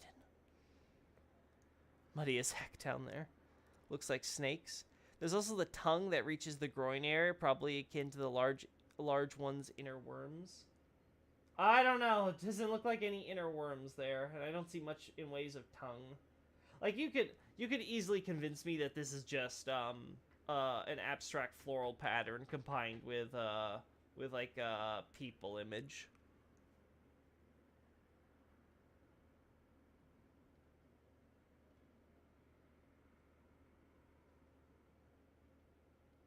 Yeah, Zuli's picture from FromSoftware itself, where the stonework looks less dirty and scarred, oddly enough, for the flying rune.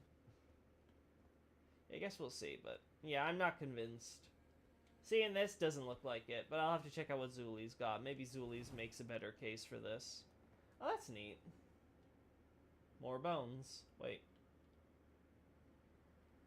The hell is that? Also, I finally got your reference. Some animal bones.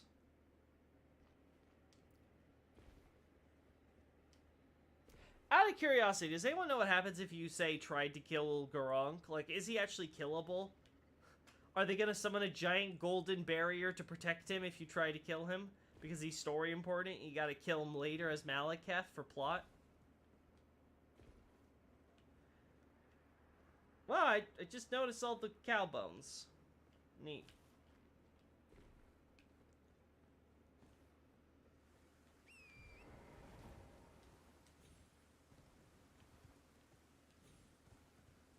I swear they use the poor firstborn's design for everything in this game. Nothing is sacred. He's killable. I don't know how it's gonna work plot wise, but yes, he is.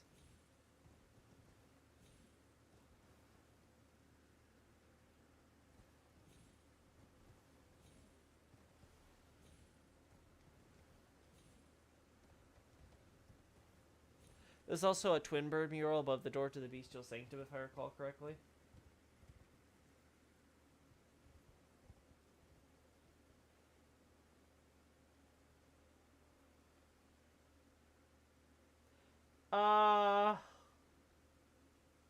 Do we have the twin bird mural shield on us?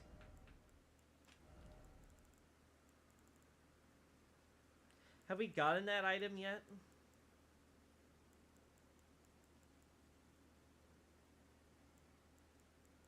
Here we go. Yeah, I can see why people would at least associate that with them. There's definitely similarities. I'm not quite sure if I'm willing to buy it as that. It could just be some abstract representations for hawks and stuff, because, again, It's sort of like if someone, it's like if someone looks at like Cathedral of the Deep and they say like, oh look, there's like some weird animal thing there. And it's like, oh, this is something specific in lore. So it's like, eh. Or it's just an artistic image because they're trying to get a bunch of fancy, colorful stuff. Maybe something thematically relevant, but we'll see. What's this here? It's a little harder to see what that might be. Wait. Is that the Canehurst? Yeah, that's the Canehurst King and Queen statue. Oh, Adolphus mentioned this, right? Don't they use... They use the Canehurst statues here. That's funny, in the little top right corner. It's really tiny and small, but those are the King and Queen statues. Because I remember the Queen statues based on like the Virgin of Paris or whatever it's called.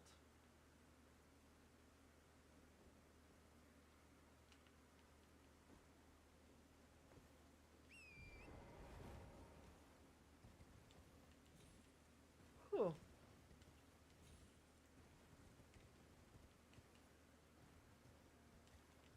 Nope, nothing there.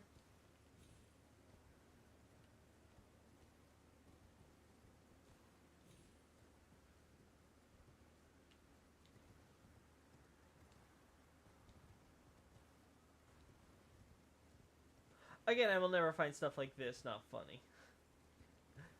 Elden Ring is a perfect game with no flaws whatsoever.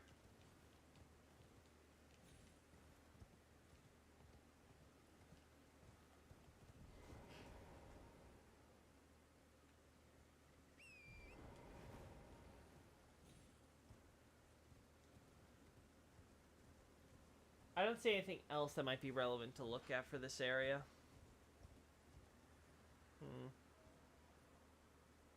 Again, what I would do to be able to fly... Torrent, you better have a flying pack in the DLC. I demand magic jet boosters. Alright guys, I think I've looked at pretty much everything I wanted to, so... We're probably going to close things down soon. Before that, I want to go say hi to everyone's favorite Pydia.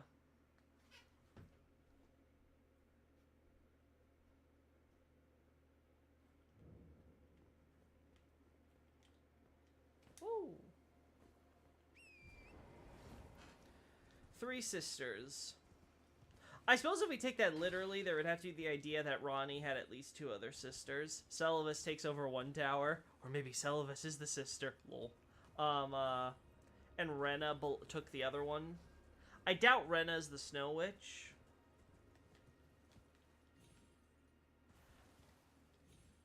Because if I recall correctly, correct me if I'm wrong, but I saw a Japanese theory which was talking about the Snow Witch having her own tower on this plateau. Like, I guess this is it, based on the map. Or maybe it's this.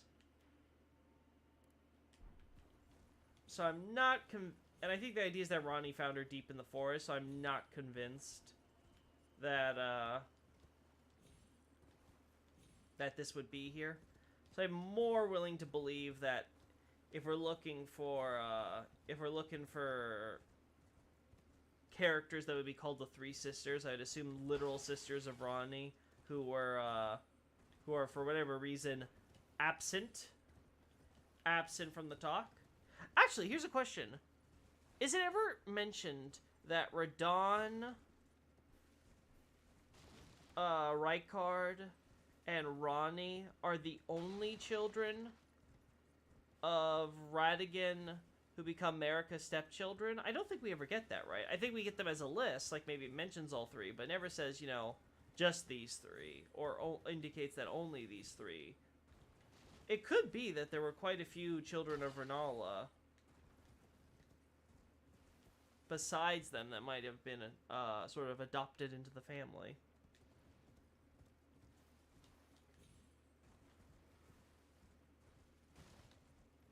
Whew. We'll have to see that. Yeah, okay, let's go visit good old Pydia.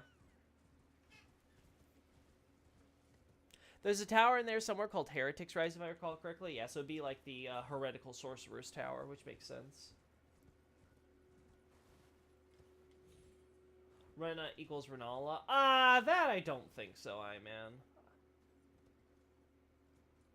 That I'm like, If Ren is Renala, then just call her Renala. Not convinced that they would... that they'd have her go by a different name. Maybe name her after, Renala, sure, but... Go down this way. I don't recall saying anything or anything implying that Renala had kids other than the 3 R's and adopted Blythe. We know that there's multiple Karian princesses.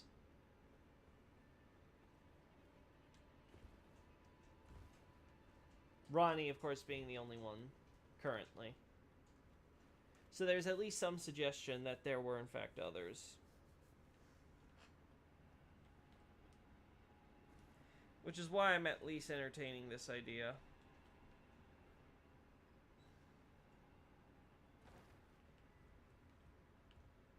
There's our good old friend.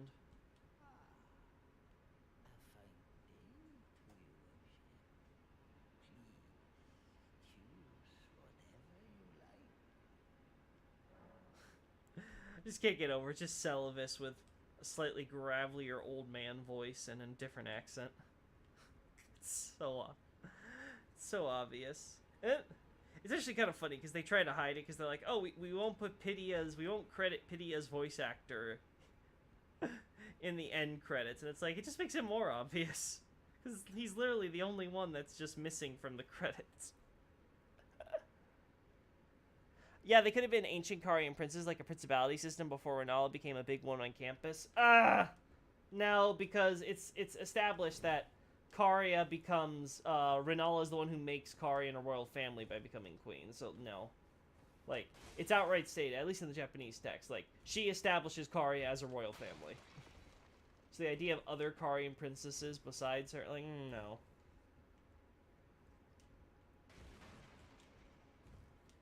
I also can't recall anything, at least in the Japanese script, that mentions Karia being that old as far as quote-unquote traditions go, so... do you think Crony and company don't mention Pidia's name due to Lyranny and prejudice against Albinorix? I can't speak to the company. I think Ronnie maybe does it just to entertain the fact that Pidia calls himself Celavis. Because it seems clear she knows, right? Because I'm assuming, regardless of what you think with E.G. and Blythe, that there's no denying that Pidia's puppets turning on him are a bit conveniently timed. So either the story is just like very conveniently saying like, oh, he's gonna get his comeuppance right now when Ronnie's plans all succeed, or she does something to kind of screw him over, knowing that he's a traitor, and now he's outlived his usefulness. Right? So I can't imagine that she doesn't ever like call him Pidia or anything, simply because he doesn't want to be identified by that. Because it's very clear that he doesn't try to. He tries to pretend to be like, oh no, I hate puppets. No, they're awful and they're terrible. And then obviously we know in private he's like, didn't I show you my love? And Celavis himself, of course, is all about embracing sort of his inner love for puppetry. While Pidia keeps it suppressed under this humble servant demeanor, so yeah. I think it's just a matter of Ronnie playing along, and I doubt Blythe and E.G. know the truth. They probably just think Pidia is another one of the servants, if they even are aware of his existence.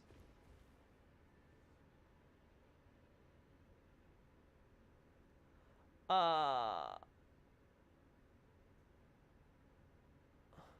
Albinorix here does say that the Albinorix biggest enemies were sorcerers, if I recall correctly, and the Bloody Pots say the Cuckoo saw Albinoric blood as abhorrent. They saw it as corruption, which is the same term used to describe stuff like misbegotten and things like that.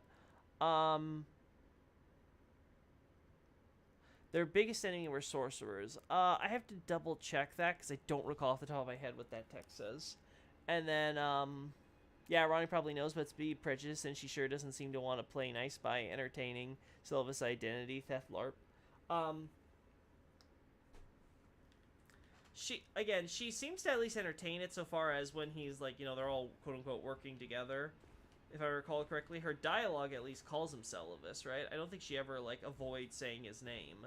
I still think she just I definitely think she knows though, because like I said, we don't know the exact history between them, but I still have my skepticism that a witch like Ronnie somehow wouldn't at least be able to figure out that there's someone pulling Celivis' strings. Anyway, I just have to always, I don't know why. I really love Pydia.